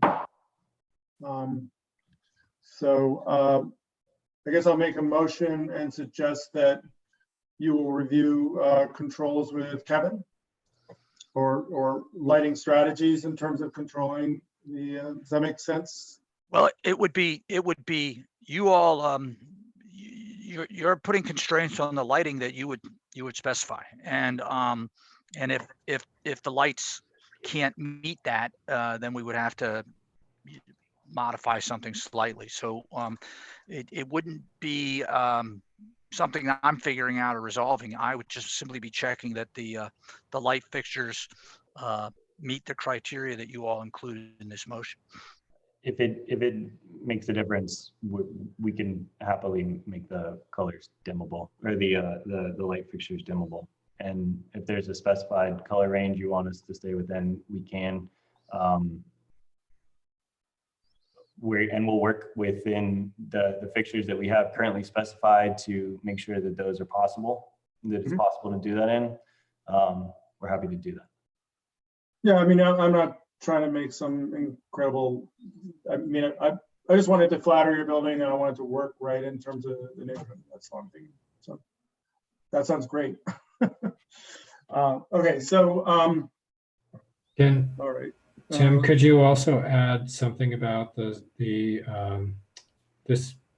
smaller cultivar of the oak leaf hydrangea, if that's agreeable to Kevin? I think we just want to make sure that they're able to be maintained at a height that is in keeping with the spirit of our standards. Does the board have any specific recommendations for species? I mean, no, it can be that species. There's just several cultivars that are dwarf and are Okay. smaller statured. So it's just so that they can be maintained at 5 or 6 at 5 feet or smaller. Okay. Are you talking about the hydrangeas? Yes. Yeah, that's what I thought. Okay. All right. So I'll take a shot at the cultivar and the motion. Having considered the standards set forth within the city code, including city design guidelines for new construction, I move to find the proposed residential building on this property satisfies the BAR's criteria and guidelines and is compatible with this property and other properties in the Rugby Road University Circle Venable Neighborhood AEC District. That's a mouthful. And that the BAR approves the application is submitted with a couple of provisos. One, we would like to confirm what cultivar of hydrangea you plan to use along the. Okay. Select a cultivar of hydrangea that can be maintained at 5 feet or shorter. Okay, select a cultivar that maintained at 5 feet or shorter, and provide a control schematic or a control schematic for the exterior lighting. And that gives you some latitude in terms of how you control them, but dimming would probably be the best. But you might, some of them might just simply be on timers where it's very bright, has a motion control. You have a secondary level of lighting that's not, and then the big ones come on when somebody walks in or drives a car in. Just like to get a little more sophisticated about this stuff in general, because the lighting's really, with the advent of LEDs, generally things are tending to be way overlit. So anyway, that's my motion with a little added sidebar there. I'll second that. So Robert, can you do a roll call? I ask one clarification. When you say control schematic for the exterior lighting, include or not include the garage lighting? The garage, I think the garage is a significant component of the exterior lighting. Okay. Okay, I will take votes. Mr. Bailey? Aye. Mr. Schwartz? Yes. Mr. Moore? Aye. Ms. Langle? Aye. Mr. Gastinger? Aye. Mr. Zemer? Aye. And Mr. Alejandro? Aye. They're in the same space. I had no Not idea. wearing masks. This is social I can't do that. distancing. Come on, guys. Remember, it's He invaded my Get cubicle. us in trouble. We can Thank see Kevin. you. It's a nice project. Thank you guys. Nice Thank you very project. much. You guys Yeah, did it is a nice nicely. project. Thank you for all Thank the you, Kevin. comments and feedback and back and forth through this process. We appreciate it. Yeah, great Okay. preparation. All right, Kevin, we'll talk soon. Thank you. Thanks, Jeff. I know that Mr. Jackson has been waiting in the attendee line for the next meeting agenda item, but I hope we can go ahead and have a 5-minute recess because it's been an hour. So we will be back in 5 minutes. Sounds good. 7:15.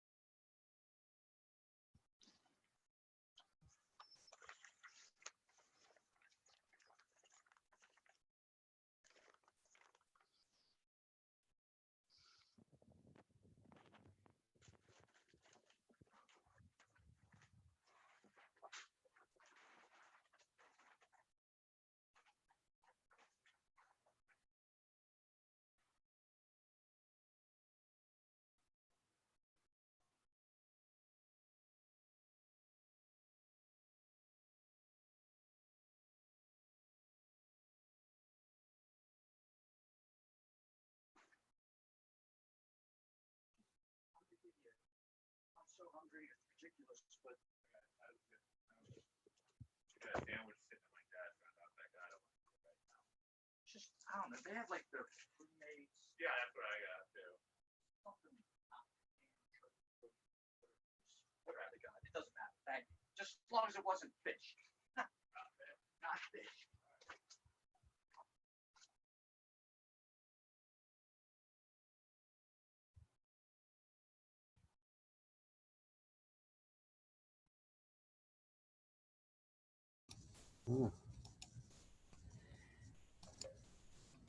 Maybe now.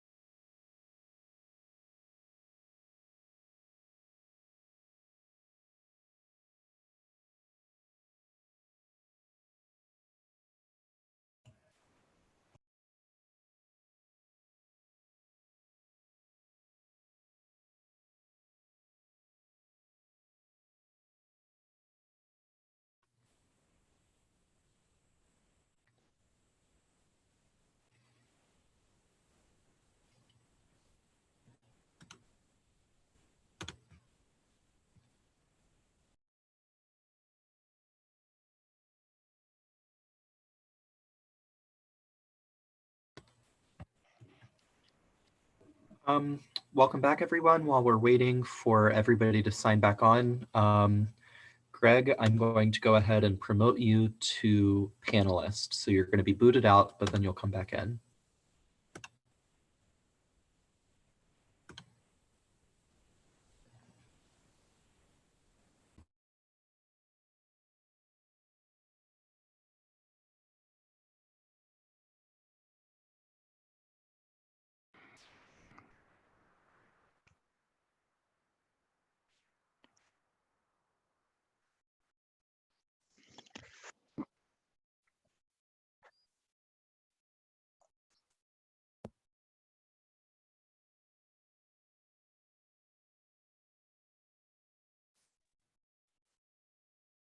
Hey, guys.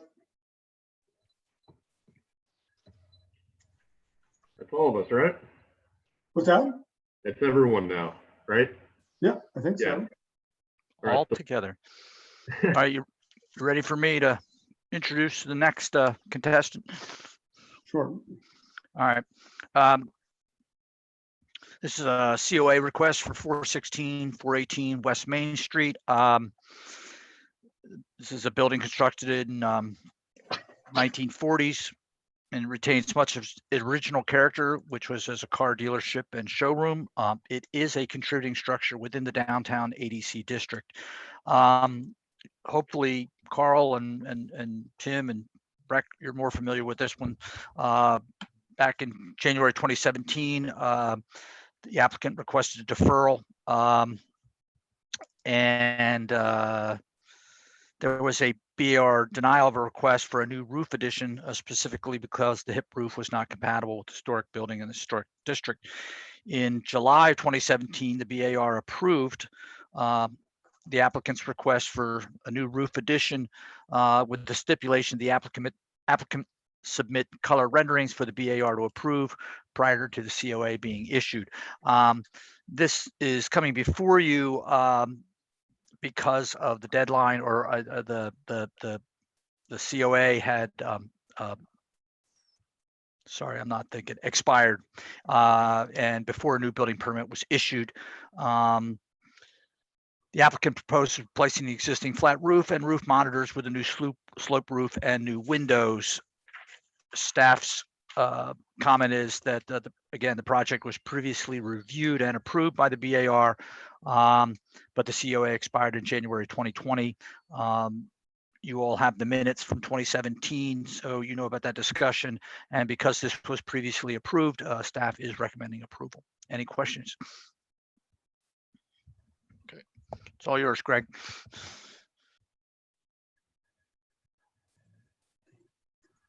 Sound Good. good? Can you hear me? Hi, everybody. You guys hear me? Yeah, we can hear you. I've been silenced so long, so I'm not going to go over too much, and I'm happy to answer questions. I figure it might be the most appropriate way to address this. As Jeff said, it's been a long haul for this project, both in the original BAR COA, and then afterwards, some distractions and other projects got in the way, and then some delays at the end when we were putting together the construction set for permit with the holidays came in and the structural engineer. So we ran out of time before the permit was issued. So it's coming back up, and I think that's where it is. Everything seems to be fine in neighborhood development, except for a property line issue the owner needs to address in the COA. At that meeting, as in the report, it seemed like just about everybody felt that perhaps the colors could be darker, and this proposal attempts at that. To set it back more from the building and delineate it a little bit differently than the historic part of the building. It just does, to hear about the roof. I think there's different approaches to that. With this proposal, we also show more context. If you flip through the proposal and see the other roof forms, and in some ways it seems to, in the section that's put in this proposal, the roof frames and pitches, the West Main Street is generally proposed to be flat or behind parapets, but there's also in D, large scale or multi-lot buildings should have a varied roof line to break up the mass of the design using gable and or hip forms. There are several reasons for doing this roof form and creating sort of a vaulted space interior with the trusses to create a more interesting space, but also to keep a low visual line on it. I think in the proposal we show it at 6 foot, and you really don't see the roof that much. from most of the pedestrian experience. I know since then there's been a couple of tall buildings down the street that can look out over it. And by the way, our mechanical is placed where the other mechanical is on this complex, on that bigger dome roof behind it, which would be the Galleria of the Main Street Market area. And so I think it was approved 4-2 at the time. And the two that opposed happen to be the only two that are here today. Tim Moore was not present at that meeting. And if I could borrow from the previous applicants, Kevin reading a quote, just to read the quote that was in approval, so to speak, and then I'll quit. Balut, I'm not sure if I'm saying his name correctly. He said, I feel that the proposed design is compatible with the guidelines. The original volume of the building is not being touched and is still identifiable. The addition on top is different enough to meet the Secretary of Interior standards. It is utilitarian in aesthetics and use. The vaults lend to the utilitarian logic. The fact that the building is being preserved, the cap is intact, and the details are utilitarian, like the mullions on the windows, addresses all the concerns we have raised as a board. I feel like it's appropriate, it's funky and utilitarian, and overall compatible with the site. That's all I have for my notes.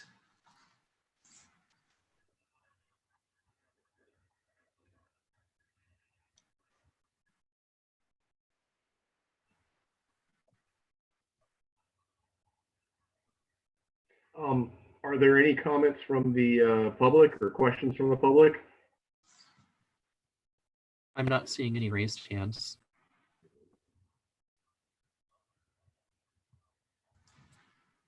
Well, the board? I just kind of one thing, Greg, I mean, I'm fine with it. I wasn't at the meeting though. The one thing I was just thinking, I could see possibly that lower gutter being not quite as, how tall is that? Is it a foot? Or just, it's pretty beefy. I'm just wondering whether it might, that box Eve, let's see. No, it's 10 inches actually. So it's not as bad. Never cancel that. I was thinking it was a little bit bigger than that. Am I wrong? That the box Yeah, Eve, that's correct. inches? I'm trying to find the section 2. I'm kind of like Jeff. It's been a while since I've been back to some of this. It's just Yeah, funny, it shows it this looks 10 inches smaller, tall. and if I look at section 2, it looks smaller to me there than it is up in the drawing above. The drawing above looks like it's a foot by a foot. Well, it says 10 inches though over there on the side. It's just interesting. I will Just make looks sure a little, it is. It looks a little beefy to me, but Yeah, we need the room for the slope gutter hidden Just get within, in it and pitch. No, I get it. so I get it. I that just wondered. everything kind of goes around the corners to the back. Yeah. And, you know, we wanted a little bit of volume. We don't want it too thin. Yeah, on sheet 145 of our board packet, I think it's another couple pages down. It shows a detail of that, and it's 10 by 10. It used to be bigger. It's so it's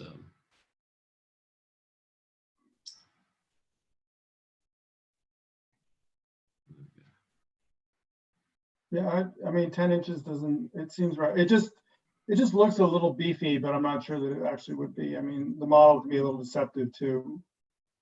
I mean, it looks fine. It's just funny. It looks better in a height in those 1-inch scale than it does at the 3/4, but maybe that's because of the additional detail inside of it. But I get that you need it for the slope. Understand about that. So.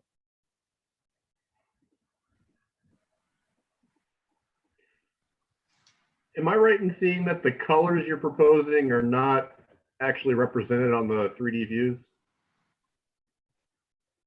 Or am I misunderstanding? Like the roof is supposed to be a dark bronze? yeah, it's not that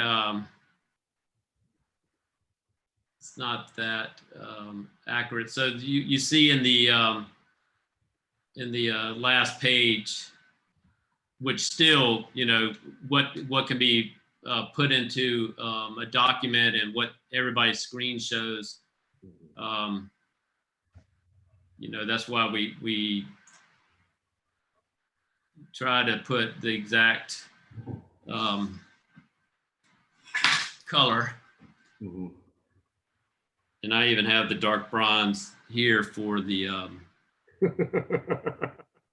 for the aluminum storefront that I can add, I can add that for specifics, which is quite a bit darker. It's not as red as what you're seeing in the document.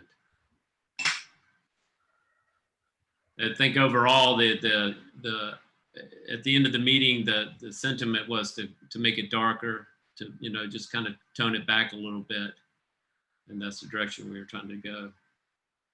But I do think that it's harder to. And you're also playing with that parapet color, right? The top of the parapet, the cap. Yeah, that had been discussed. I think at least one member thought maybe it should be lighter and tie in more with the building. Even a few weeks ago, a week ago, I had floated those renderings around to you, Tim, and Jeff. And then we kind of came back to saying just, keep it all that same color language as new. It's a new cap where the existing, was. Right. And then the lights, used to be over the parapet, and they're similar, but they're coming through the building at this point, through the wall. Is the current parapet concrete or clay? It's hard to tell from the street view. It's metal.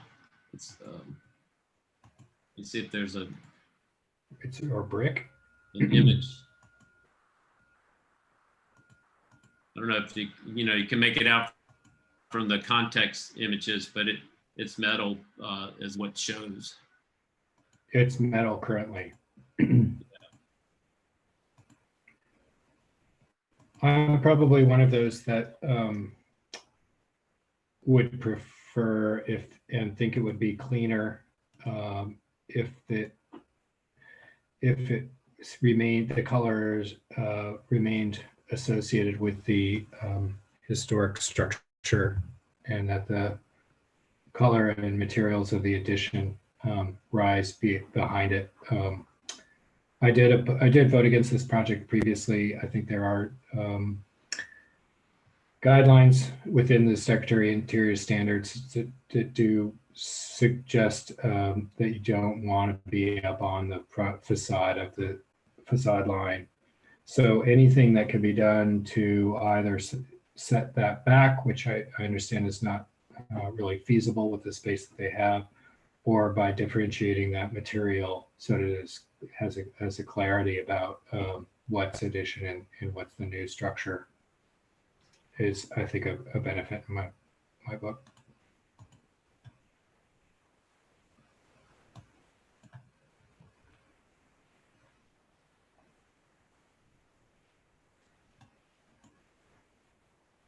I think I'm going to maintain my vote to not approve this. And again, I know that you've worked with a lot of members of the BAR, a couple of years ago, and sounds like you've still been working with a few of us now. And this thing has been through many different iterations. But I still find it foreign to what's going on there. And I know that there's already a lot happening on this property. So it seems to make sense that you could add something different, but the form does not feel compatible with what's currently there, and maybe it's too. I don't know. I could be some of the stuff that you're kind of decorating it with, the horizontal, the fins, both vertical and horizontal.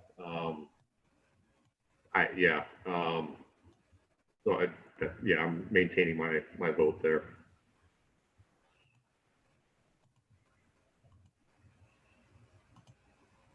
Ron's raising his hand. What's that? I was raising my hand. Oh. actually think that this looks pretty good. I think it maintains the, if you will, sort of industrial commercial character of that building. I think the addition works very well for that. I don't see how, I think it fits the context of West Main Street very well indeed. And I think that it will improve actually the experience of walking down that street. So I'm very, very definitely in favor of it.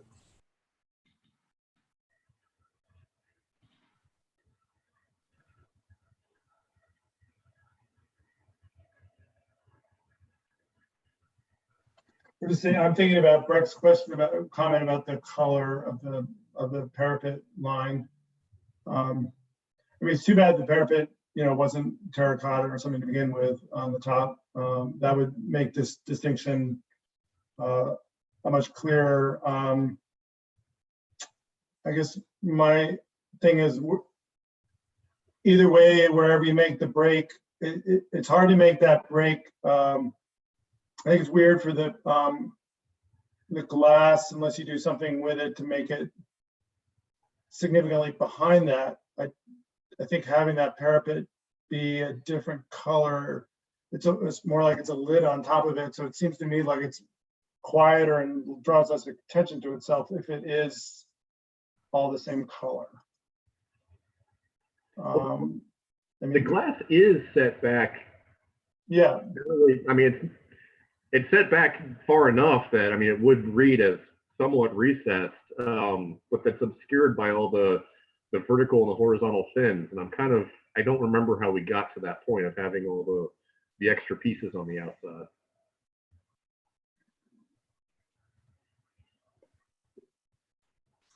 Might have been It kind of came from,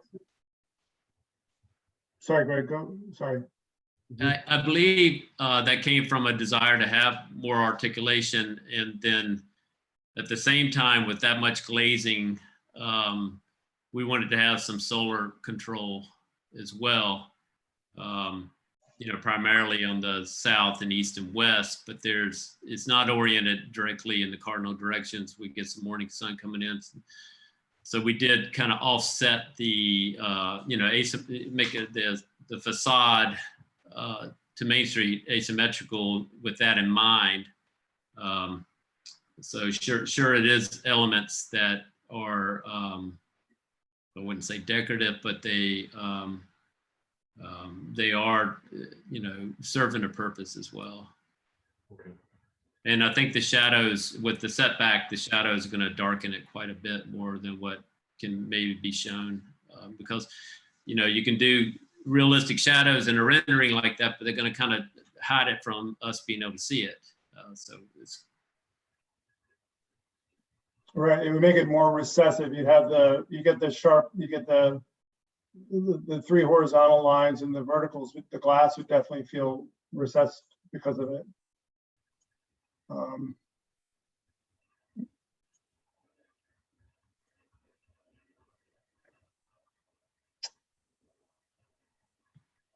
don't know. I think in terms of this building, I think it's a new way to terminate it. Doesn't bother me, and it's definitely a different language than what's going on down below, but that's obviously new also.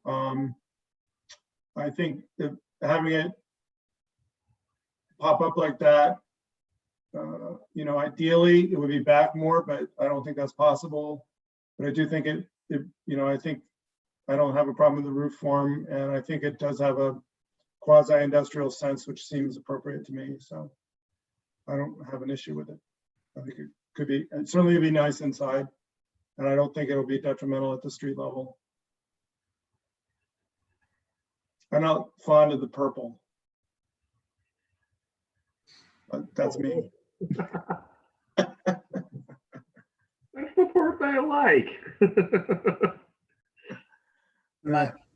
My own opinion is that I do want there to be as strong as possible a distinction between the historic building and what's done on top. I think form-wise, it pretty much does that, and the fenestration does that. Anything else that we can do to reinforce that distinction through colors, through depth of color, darkness, setting it back as much as we can, will help reinforce that distinction.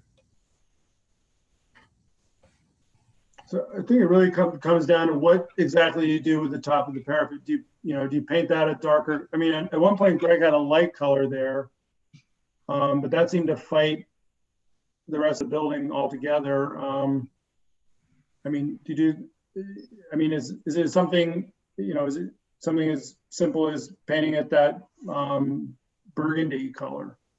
Does that cap it? I think it needs to architecturally be a part of the historic building. So if that's color, it's obviously the material is different, but it needs to read as part of that historic building, which it is. Right.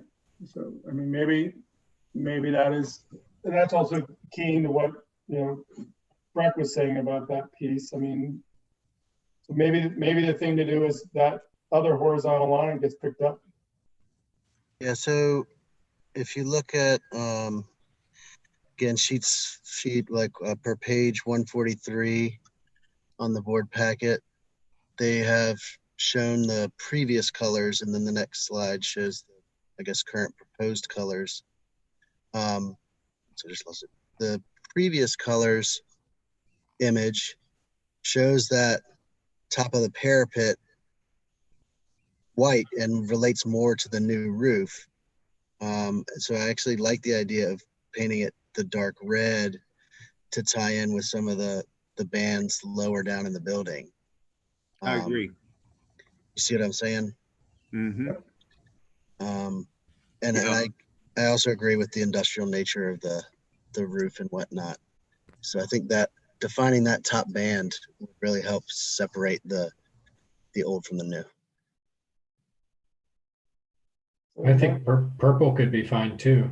And it's similar to where it is now, what it looks like today.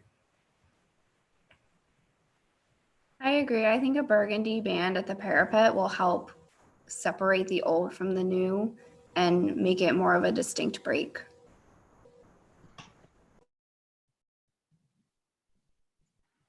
That way you really read the top line of you read the band of brick first, and then the roof system second.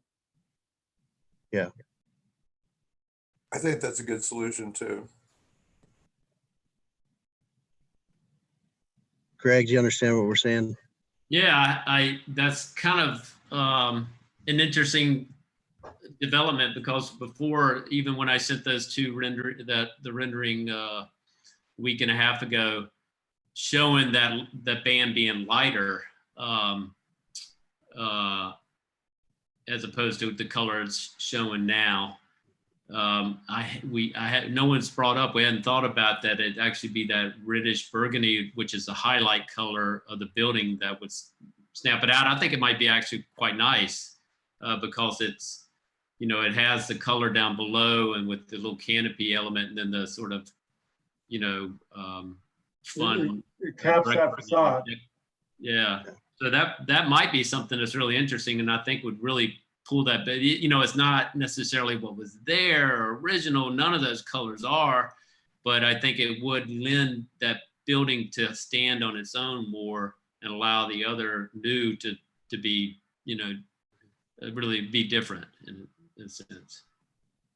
Completely agree.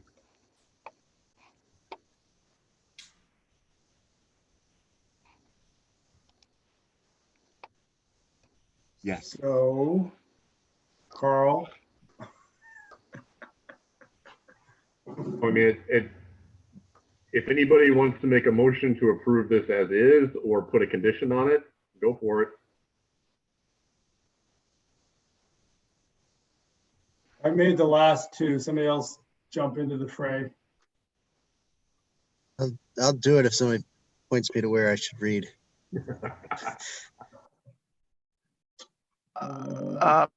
Go to the staff report.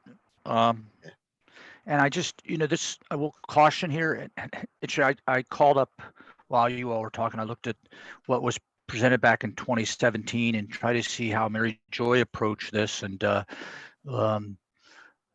pretty much just simply the comment was, hey, this is going to allow the extended use of historic building. I will say the renderings in 2017, it's kind of this baby blue thing. I don't know if that's just a bad copy or what. But 119.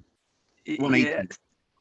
It's yeah, so go to and be very, but my caution is also just to, let's be we have renderings, we've known, when we have series of renderings, sometimes those are, we have some confusion with them. So if there's something specific that you're referring to in the motion about that band, then refer to the page number, and you can use the PDF page number and be specific about a detail. That way we can properly record it. Well, it's not actually shown that I saw on there. Greg, did we not include the images you sent me, or are they? We did, but okay. Currently the top of that parapet is more just shown as the same as the wall color. I'm showing on like page 133, it's showing it's the rooftop color, it's dark gray. I'm down on page 149, so let me go up. And if you guys can see the page number of the BAR page, that would help me, because I don't have I don't have all that. Gotcha. Luckily, I don't have those kind of numbers. Yeah, I'll share my screen 1 second. Just 22. Greg, page 15 of 22 is PDF page 138. So are we going back to page 133, James? I don't know yet. Hold on. That was a rendering. I mean, that was a perspective, but it should be, I'm presuming it's the same thing as 138 color wise. So this is where my first question comes up. At 145 shows the colors that you're specifying, and they don't match the renderings really well. So that's true. We need to specify exactly, or we need to just make clear. Correct. There's the dark bronze, which in all of my renderings is showing up very much like a medium gray or dark brown. So the roof is supposed to be a dark brown color according to the application. Right. And Greg, that's page 22 of 22 of your. Yes. Last sheet of his. Yeah. Correct. That'd actually be a helpful page to make any specific comments on, I think. Okay. So I guess from my perspective, it sort of doesn't matter what the colors are. It's that the top of the parapet of the original building should match in color with the belt course, if you will, that separates the first and second stories. Agreed. Right, so let me now go back up to 19.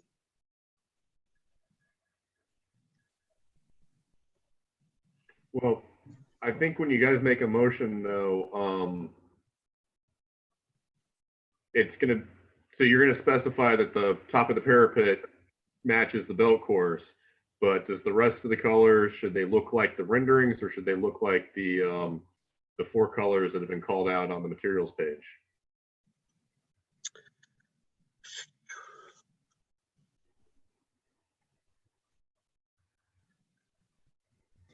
The roof is just so much darker. That dark brown E59 doesn't look anything like the renderings.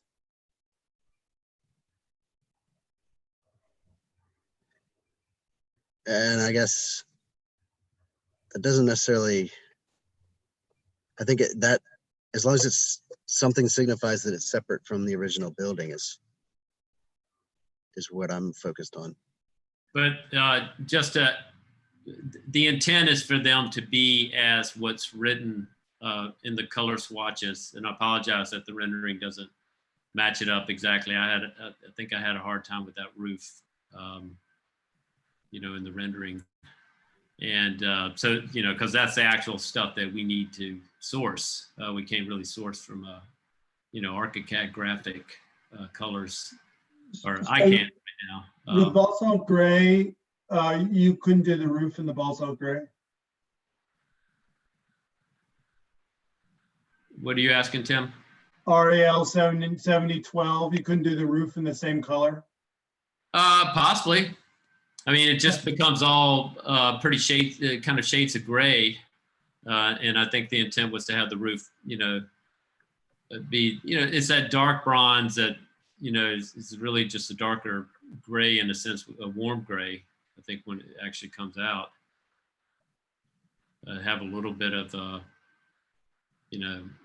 contrast between the elements. But I'm just saying the real contrast, to my mind, the contrast between the elements in the roof system should be fairly subtle, and its fundamental contrast to the old building should be strong.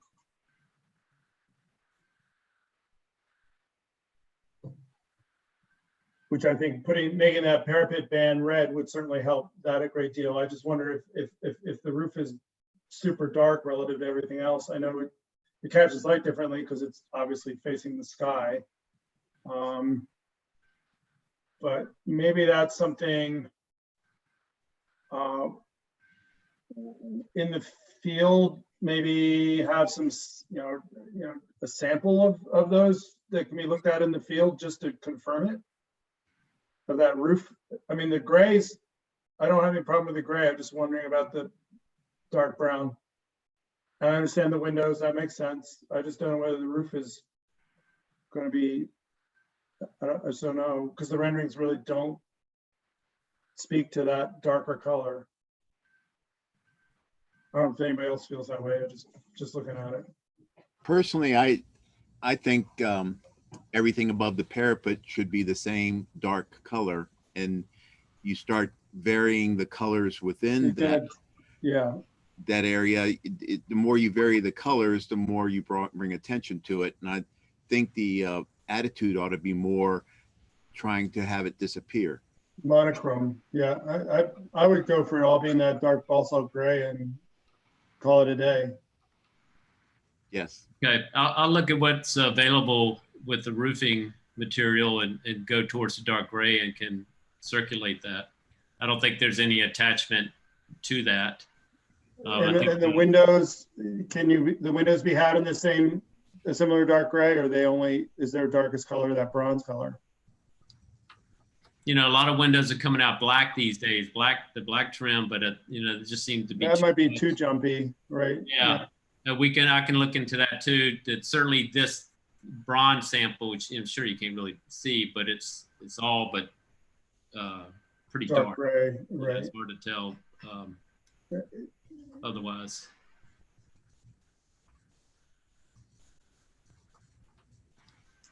I think Jody's right. I think the more monochromatic the top is, the better. The more it separates itself from the building, and that's really the objective here.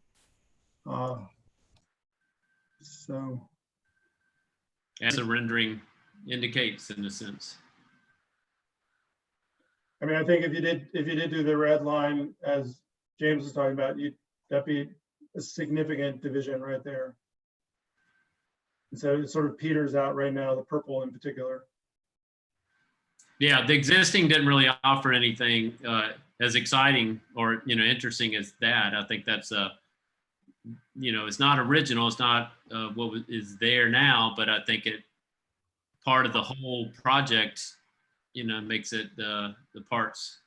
Yep. Make it greater. It lends back to the building where it wasn't getting much help. And I don't know if it would have worked without something above it if you just had that color up there as a termination point. But given that there's some above, I think it helps contain that existing building. Do y'all feel like that band of color needs to wrap the building, as you see on this corner view here? Yep. That turns the corner? I feel like it should. Yep. All right. Try to take a stab at it. Having considered the standards set forth within the city code, including city design guidelines for new construction and additions, I move to find that the proposed new roof and fenestration alterations satisfy the BAR's criteria and are compatible with this property and other properties in the downtown ADC district, and that the BAR approves the application with the following modifications: that the top of the original building's parapet be painted to match the belt coursing of the building itself for the complete perimeter of the original structure, and that the roof addition have a monochromatic finish. What shade of what color? The applicant's renderings seem to show a basalt gray that the BAR is sympathetic with. RAL 7012, RAL 7012. Jeff, is that something that you would be able to confirm when he sends this in?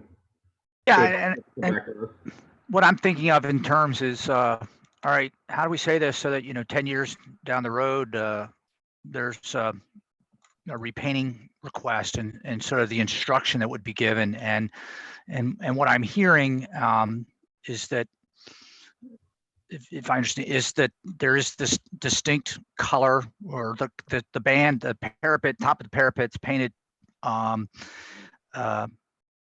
Thing is, there's the belt course, but what's the color of that we're, because if something changes, and then, well, let me set that one aside, and then the roof and above, all of that monochromatic, and I guess instructions to the future would be, in a shade that is preferably lighter.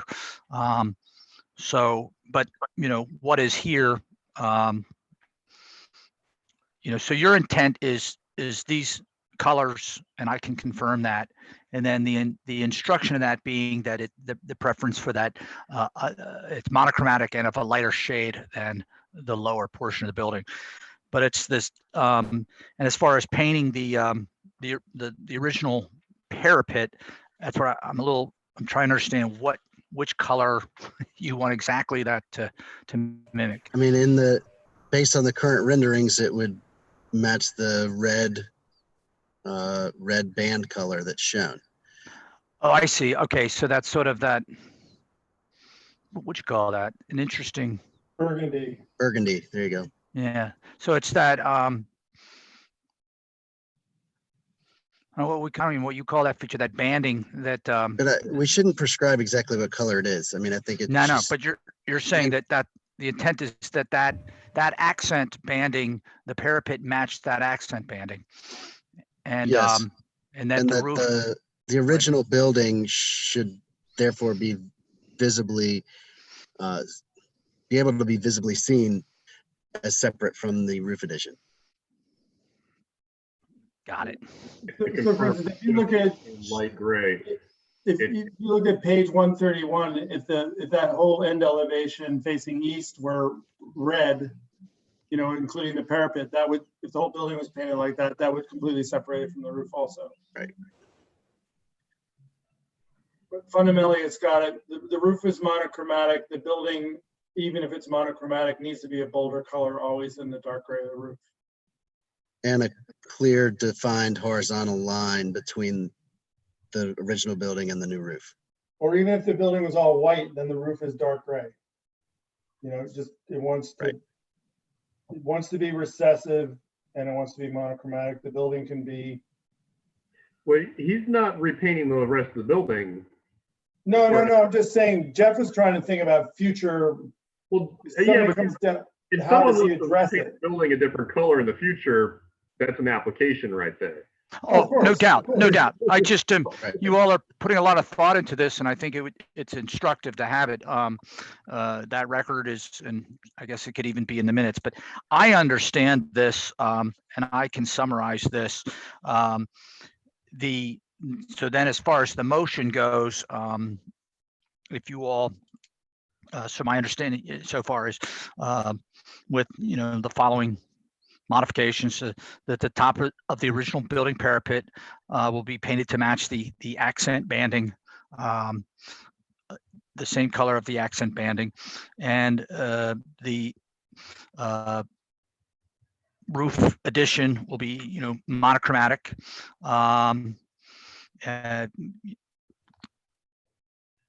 That it will be visibly separate from the roof addition, and to be at your option is this gray that's per the application. And then just my note to myself is, it's clearly defined horizontal line, that visibly separates the roof addition. So if you could just put that in a motion, I think we're okay. And then I go back to the page we were just on with the colors. Are those acceptable or not? So his motion, and correct me if I'm wrong, James, the monochromatic color above the parapet is the basalt gray or something similar, correct? That's what I agree. That's what I believe we've agreed on based on what most of the renderings show, despite the fact that the material page calls out a dark bronze, and we tend to like the gray that's shown in most of the renderings. Yes, the basalt gray. Is that clear, Jeff?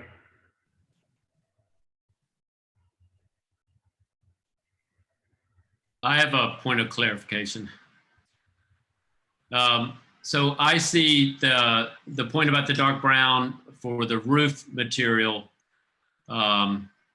being a gray that is similar or matches the basalt gray, but as far as the dark bronze aluminum for the window framing, is that something also that is desirable to pursue more of the similar kind of dark gray?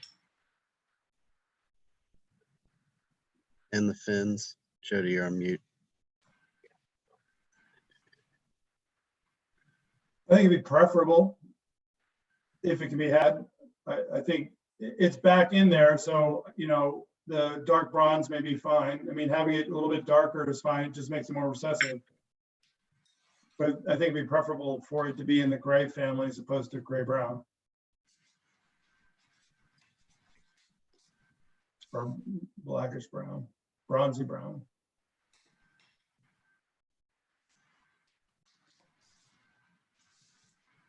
Well, I guess I'm sorry I'm being so annoying about this. I just want to make sure that we're absolutely clear, because we can't do these,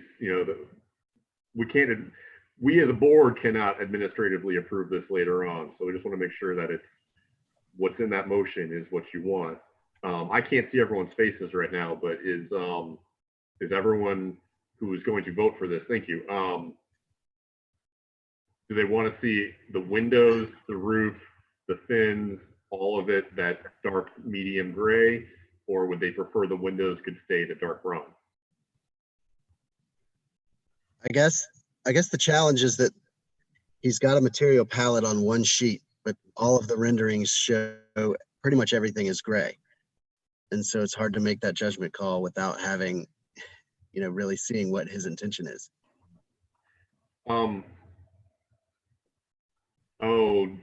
Greg, you're going to hate me for this. What is your, if you don't hate me already, your timeline? Is this something that you could come back next month, because we will be having a BAR meeting next month with renderings that would show the colors that we're talking about? Even if it's just this one page? Yeah, I mean, I was hoping that I could circulate it around in the next few days, in that respect.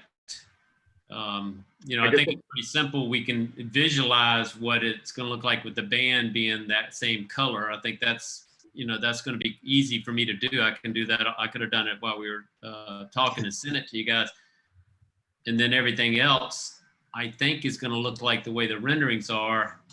And I apologize, the chips aren't looking that close to what they should be, but I think the renderings, even, like I keep holding this up, that dark bronze for the window frame, I think looks more like what the rendering is. It's sort of a warm, dark, medium gray than the color that's showing up on my screen. Everybody's probably looking a little bit different on each different screen at this. So, you know, renderings are tricky. That's why I think that the actual samples, and I can somehow send these out, but you know, it's pretty common, this dark browns. So that would be my preference, because I don't think it's that big of a mystery, the change in what we're doing at this point, except the roof, you know, we need to find that product and, you know, line it up as close as we can, and, you know, and send that spec out. I think if the vertical pieces and the roof and the gutter are all going to that dark gray, I think it would be even, you know, acceptable and perhaps even preferable to have that dark bronze in the recessed plane where the windows are sitting. I think it would just give a little bit more depth. I'm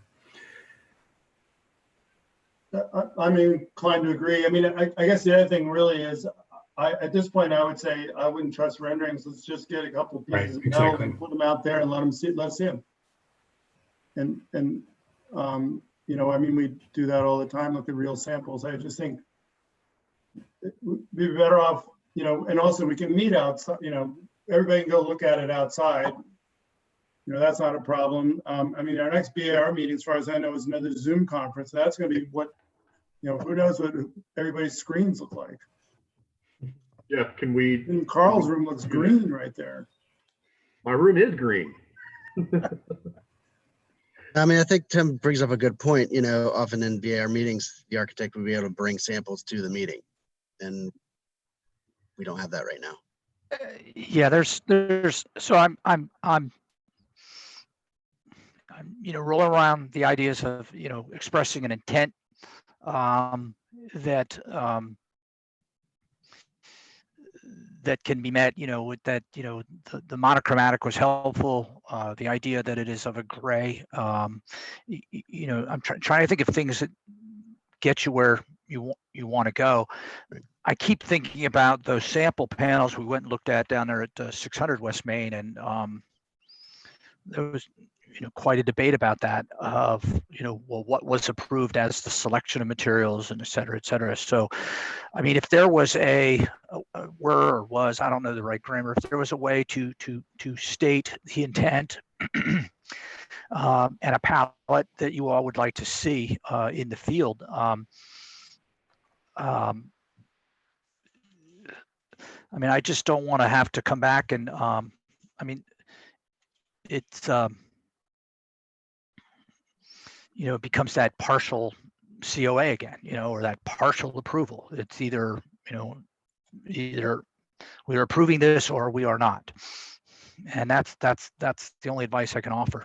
I mean, are folks in agreement with Breck's suggestion of basically accepting the dark bronze anodized finished window frame, but then wanting a gray family for the roof, the box eave coping, metal wrap, insulated panels, and horizontal and vertical shade fins?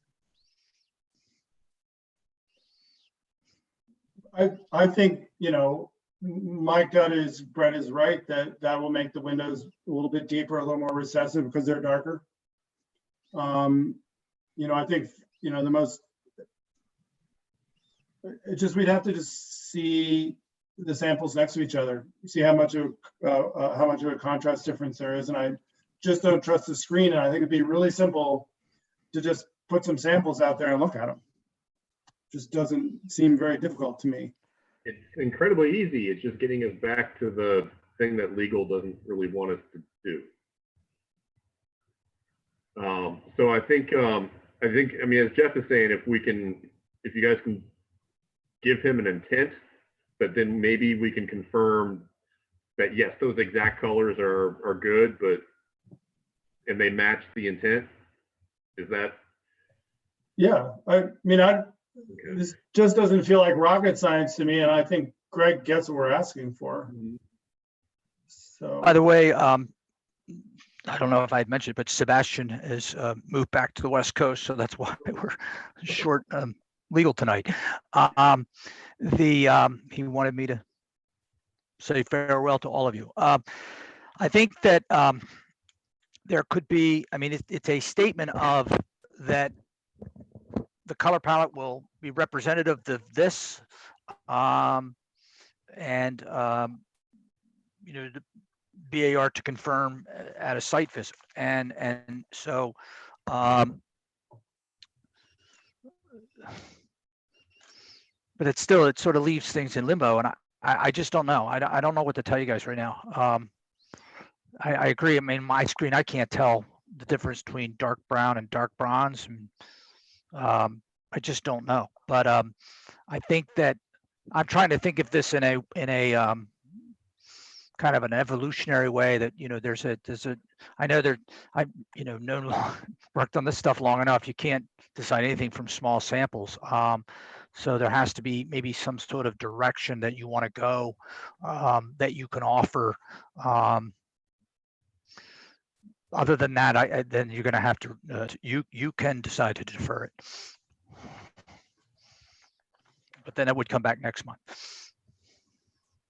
So if we say that the principal objective here is that the roof is to be recessive and a dark color, and the roof system, the entire roof system is recessive and a dark color, and the parapet's color is to relate to the building below it. The pale, the lavender color isn't a strong enough color. I mean, if it was all red, it would read fine. But right now, the reason James picked up on that belt line is because that's a bold color. So you put that belt line around, and it ties it into the building proper. And the point is, fundamentally, we want a distinction using our guidelines. We want a distinction between the old and the new. And our preference is that the new is recessive and dark gray based on a balsa color sample, and that the rest of it may change over time. But right now, our current solution is to use the red because that's the boldest color in the existing facade, and use that as the separator and the conjoiner of keeping the old intact. I've got a question and maybe a possible solution. Jeff, even though we're trying to find a way where we don't have to have some kind of lingering approval hanging over Greg's head, he will still have to submit drawings that you will review, correct? I review the building permit, and then we certainly at the end go to look out and make sure. So can we require that Greg submit samples or make samples available on site when building permit is applied for? You can. I just, my only caution is we end up with a situation like at 600 West Main, where it was awfully long way down the road, and there were questions about long lead items, and I don't know. I'm trying to visualize. I agree. The renderings. I mean, we've always had this problem with renderings. But I've heard, I've heard dark bronze for the window frames, and a dark gray for the roof and the other portions of that upper, how do I call it, a clear story. Then there's this distinct banding of the top of the parapet, which the color you want to be distinguish it from the clear story above, and that it's that it accentuates the accent brick banding on the existing building. So it's a but if it's really, I'm trying to think of, I mean, if we're going to get into a color palette, then, really what shades of gray, shades of bronze, then you should almost be talking about the whole building. That's where I think everybody is on the same page about what the colors are going to be. I think the question is, what is the mechanism to put into the motion so that we can move forward and Greg can go forward? I think what you guys just want to do is just say the parapet will match the red or burgundy belt coursing on the building. and everything above will be as will be similar to the basalt gray that is in the application. And if you want to say additionally the windows should remain dark bronze, you can say that, or you just leave it as everything is, you know, close to that basalt gray, and it's up to Greg to get the colors, and up to Jeff to say, yeah, that's the general intent. I think That that's sounds good to about me. how the motion is standing right now. I think it is. That, I thought. that's correct. That's the way the motion is standing. I think it should go forward. Second. All right. That was a roundabout. Robert? Okay, Mr. Bailey, Definitely approve. okay. Mr. Schwartz, No. Mr. Zemer, Yes. Mr. Lahendra, Aye. Mr. Gastinger, No. Mr. Moore, Aye. Ms. Lingle. Yes. I'm sorry, Sonia, I saw you were waving your hand there, and I don't think anybody noticed. Did we leave you out of a? No, I probably was I'm like sorry. my water glass. It's fine. Okay. Thank you. Motion passes. All right, Greg. Greg, I'm sorry about that. That's all right. I love having the input and getting it right. I think it's improved. I do think it's improved. I think that dark color will really look great. All right, y'all. Greg, tear down the sign in front of the building, wherever Robert put it, and I'll send something out to you soon. Okay. Thank you, everybody. Thanks, Greg. Hey, Greg. Nice to see you, Greg. By the way, I'm looking at, I don't think the tin whistle's open anymore. Looking out my window here. All right. Wasn't it something else now? Yeah, I don't know. I will say that little, that work in the courtyard's going on, and it makes me miss the tin whistle all the more. But yeah, something is going in there. I think it's a little fancier than our crowd or my crowd. Oh, Greg, I thought the canopy looks good over there. He's gone. No, he's not. He's still there. He's not there. Said that. The canopy in the garden. I Yeah. saw that. Yeah, I thought it came out. It's coming out kind of nice. So, Yeah. see. Yeah. Well I haven't seen it yet. I'll have to check it out, Greg. So we have another application. Do we want another 5-minute break? Sure. That was exhausting. Okay, thanks for I being. blame you all. All right. Yeah. Thanks for being patient in the attendee queue, Steve. We will be back shortly.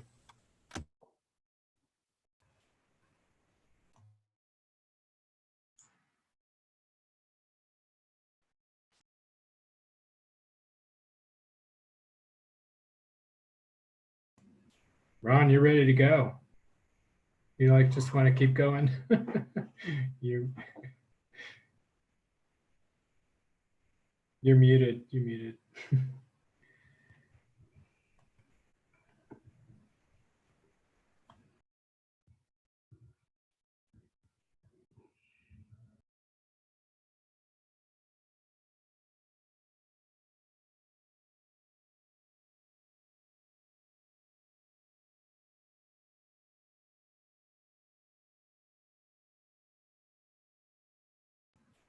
You're muted, Ron. I can't hear you.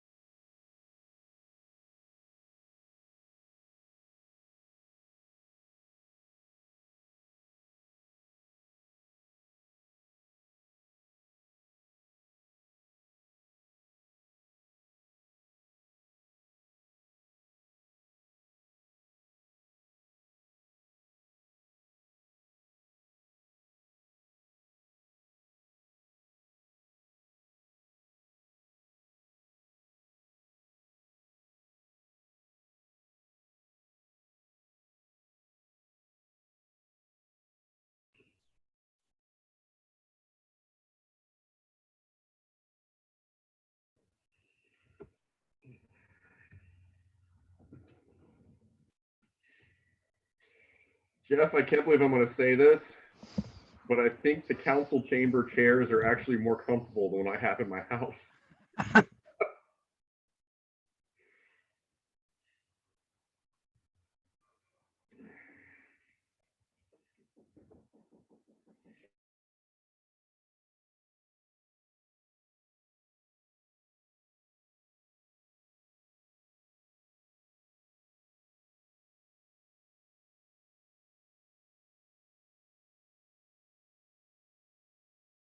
Sorry, I don't know what it's going to be like with 3 of us working in the house. I don't know where Will's going to go.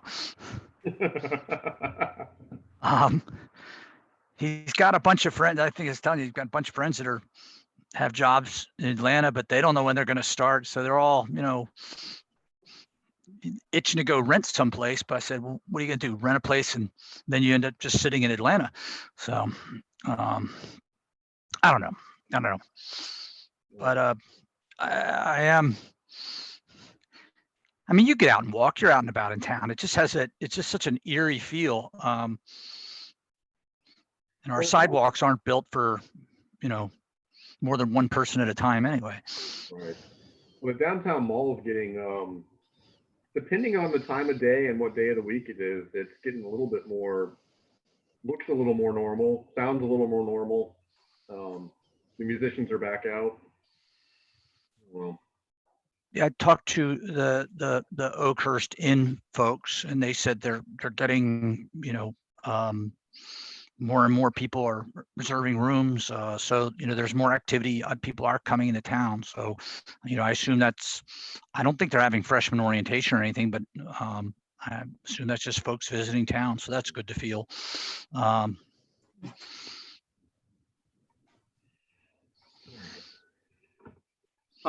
Steve, if you're listening, I'm going to go ahead and promote you to panelist. You're the next contestant. We didn't get a window cut sheet on that project, did we? I think it was all storefront. Okay. I think. I don't think there was any operable. Okay. Yeah, no, you're right. All right, Jody. Hopefully this one will nice and clean. Jeez, sorry, folks.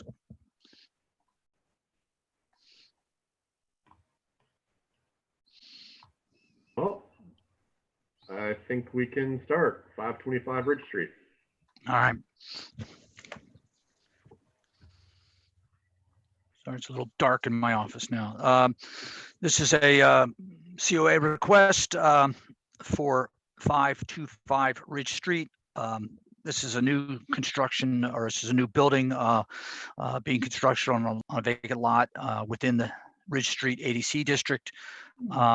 Back in 2016 and 2017, you all approved the COA for this work. It's William Taylor Plaza. I believe this is phase 2.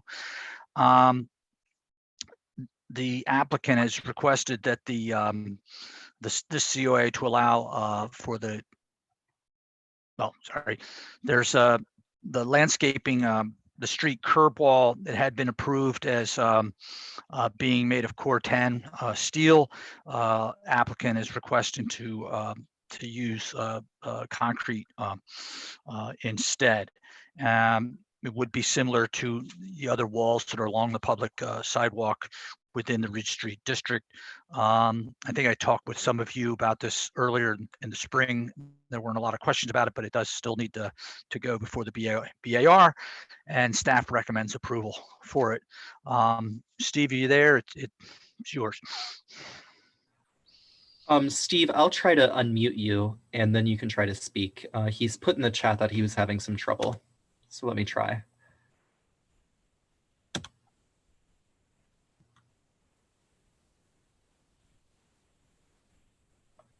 Can you speak now?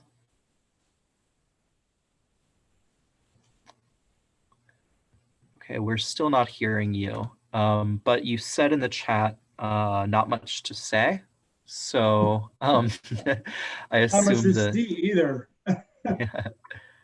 So anyway, I think you might go ahead and deliberate. Public comment.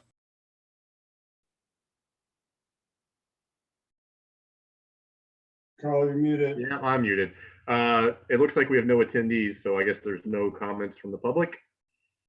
Okay. This might be an easy one if anyone wants to just start with a motion, but if you want to talk about it. Sure, I'll say Veneer, one quick thing. can Go ahead. I think it's way more appropriate than the Core 10 anyway. Basically, given the Core 10 is kind of an odd man out given the aesthetics of the project, I think. So I think the concrete's fine. Can I just ask, and maybe he'll answer in the chat, of what the maximum height of the wall is?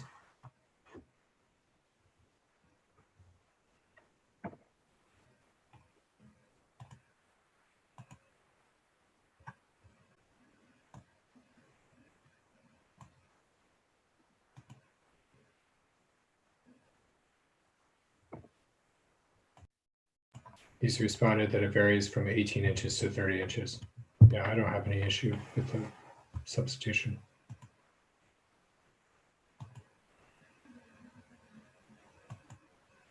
Anybody want to make a I motion? think it's actually a friendlier surface in the Core 10. Sorry, Carl. So I'm willing to make a motion, having considered the standards set forth within the city code, including city design guidelines for site design and elements. I move to find that the proposed concrete wall satisfies the BAR's criteria and is compatible with this property and other properties in the Ridge Street ADC district, and that the BAR finds the application as submitted approved. Second. Okay. Mr. Bailey, I approve it.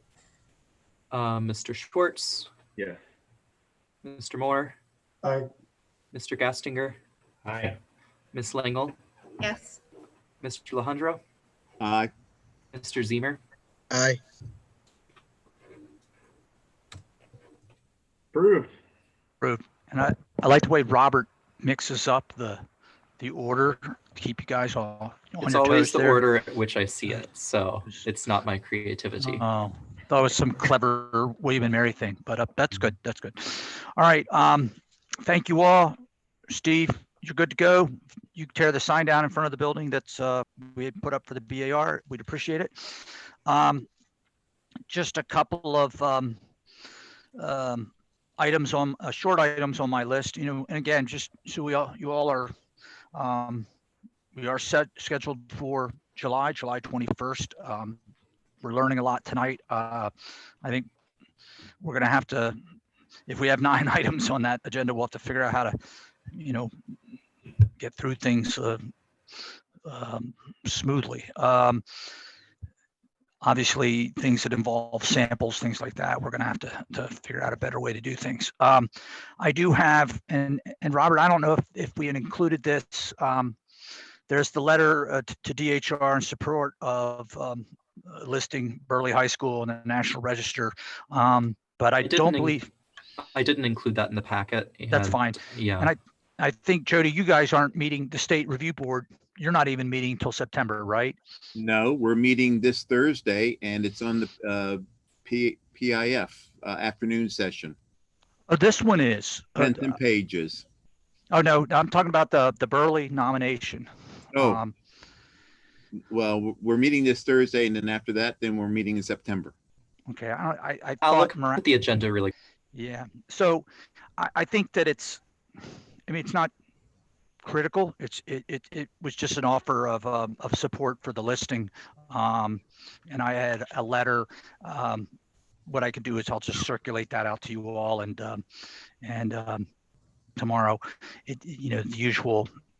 We, the behalf of the BAR, we support the designation of the Jackson P. Burley School on the National Register of Historic Places.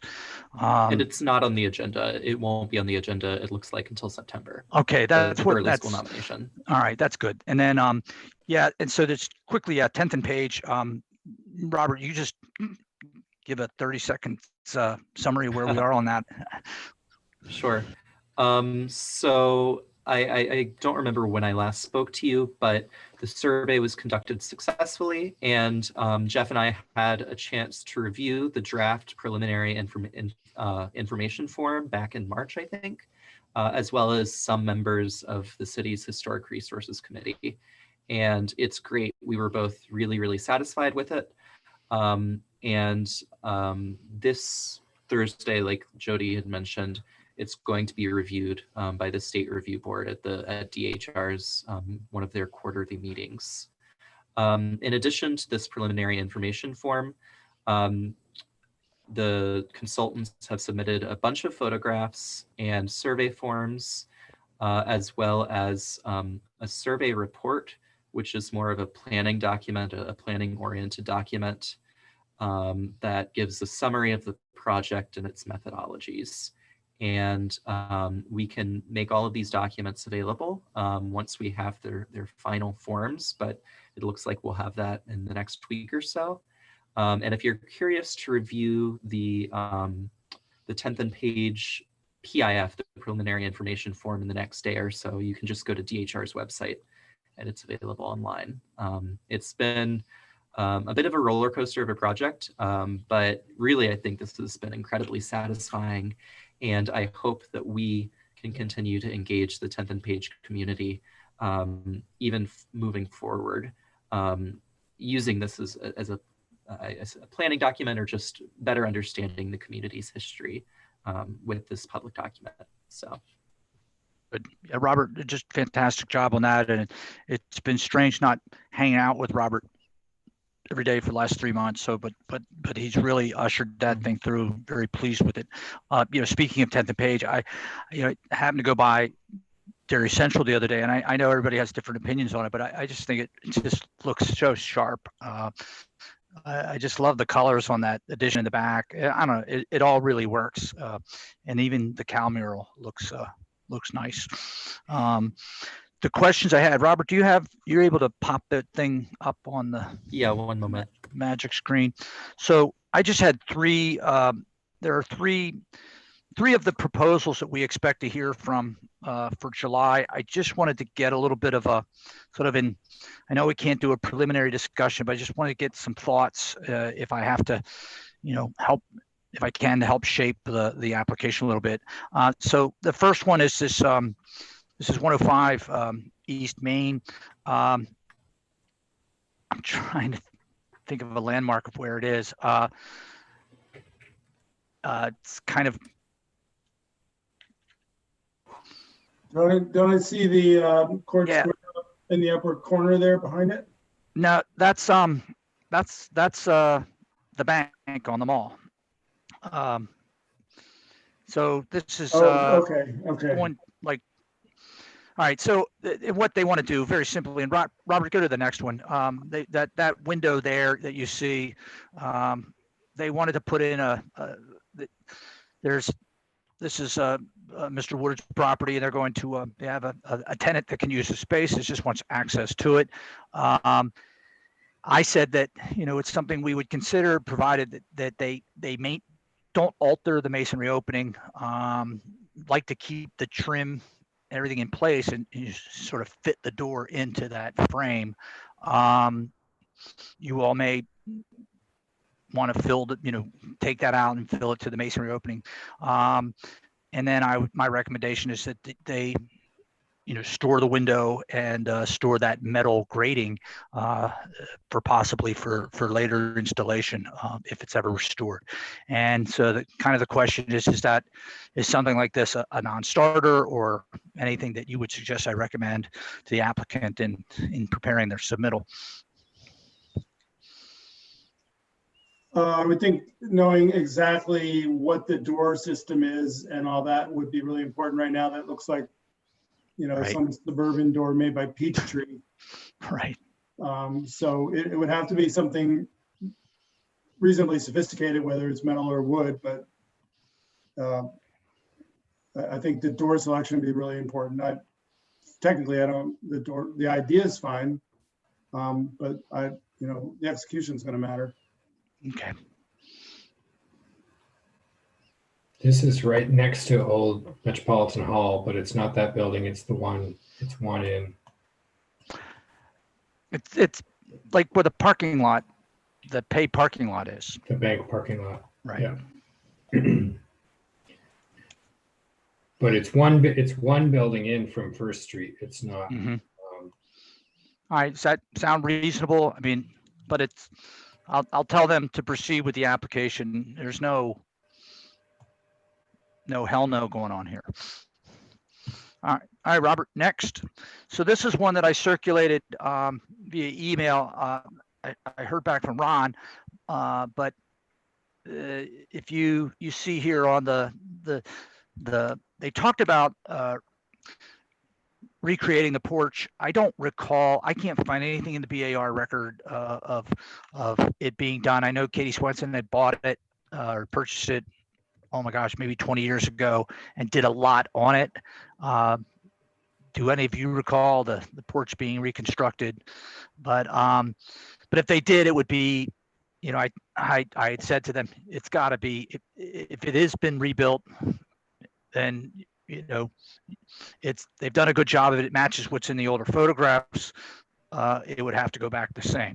Now, the more serious of the questions is, you see that window behind the stairs. If you go to the next one, Robert, next image. So what they want to do is remove that window and build some stairs and insert a door. The request is for an older relative to be able to access the space. Who knows? You know, it's, to me, it's to allow access for that to be used for residential use. So but the use, I guess, is irrelevant if you all have an issue with. Now, there is a center, that window that you see in the center. If you go up one, Robert, or actually, yeah, go up one slide. Down one. There, stop. So there is an existing door in the center. And I had asked, you know, could they be, you know, simply flipped?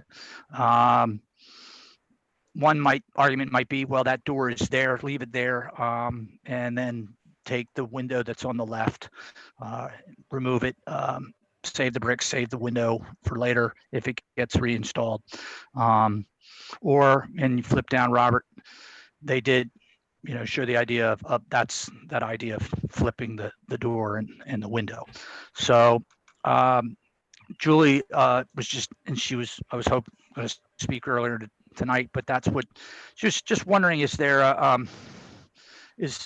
first question was, is this something, again, is this a non-starter to consider installing that door down there?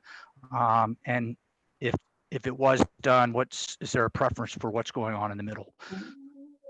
I have a dumb question, but what's wrong with using the door in its current location?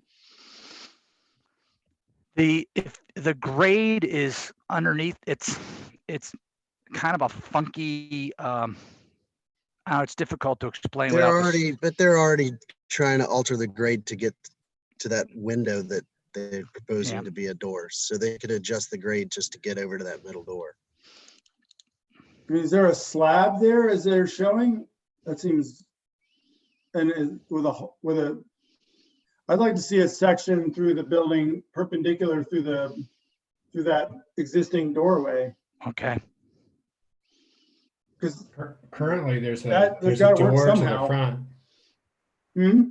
Currently there's a short door at the front below the porch. Right, that's what that's showing. Yeah. I mean, so the height, what's the floor height in there? I don't know, but that's the questions I'll ask, and then and tell her to, because I think the advantage is if the door's there, and I mean, if they lower the grade down there anyway, if they're going to lower the grade and pull the grade down, I mean, I don't know what the floor level is, but then at least you actually also have a covered entrance to go in and out of. Yeah, she and I discussed this. Oh my gosh, I think it was last fall, and I can't remember the explanation of the underneath there, but that's a great point, and I'll ask her, and I'll say that's the first question they're going to ask, and but it's, all right, I'll ask. Next. I mean, even some While pictures we're on First Street, underneath would be Yeah. Yes, I know the railing. just down the street, the railings on Vickery's house are heinous, and not what we approved, but I don't know what recourse we have.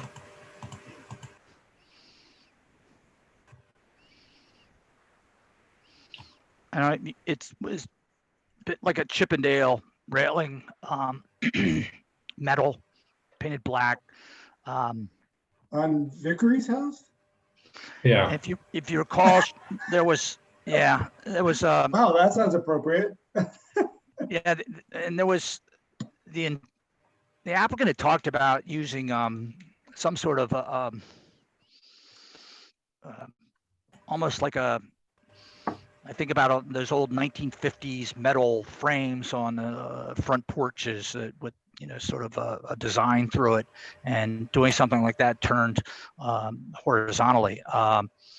This is more substantial and different. I think I took a photo, or I'll take some photos, and I'll circulate that, and we can discuss that.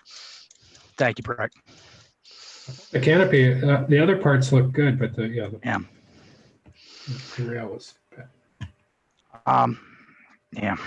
All right. So the last one, and this is at Oakhurst Inn, which I think they must own just about everything that surrounds it. So if you recall, this is, sorry, I'm moving the cursor. You don't see it. But there's the building on the corner is what's at the top of this plan.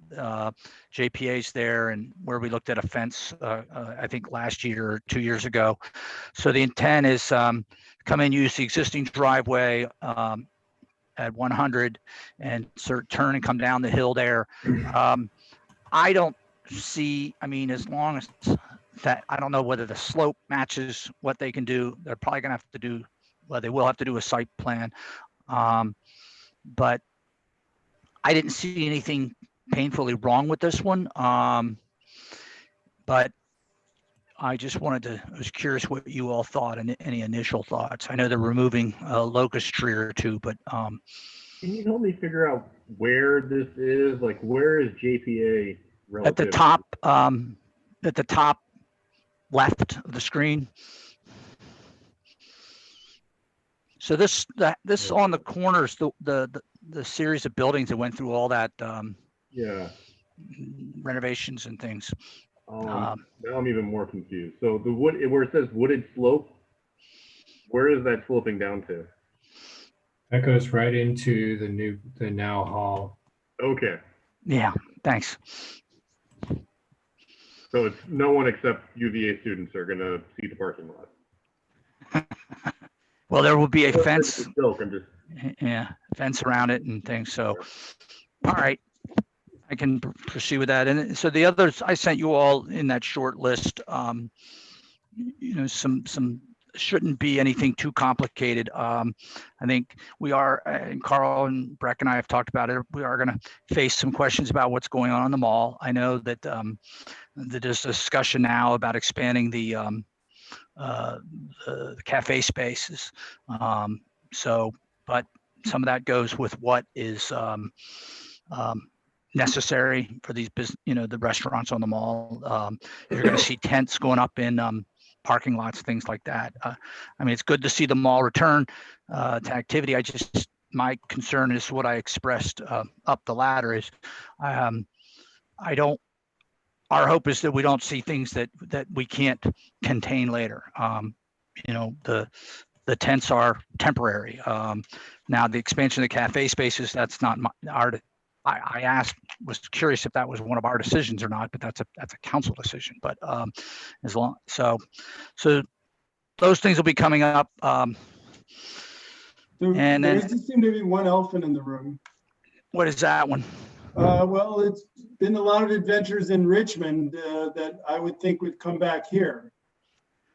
I would say that's beyond, that's taken its step beyond us. the council That has, would seem like it. yeah, I think that I would have to, for example, on the, and I know, well,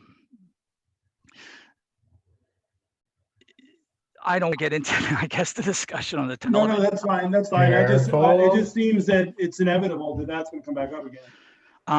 Yeah, and I am curious. I am very curious. I mean, we adopted, the council adopted a resolution last November about the Lewis and Clark and Sacagawea statue.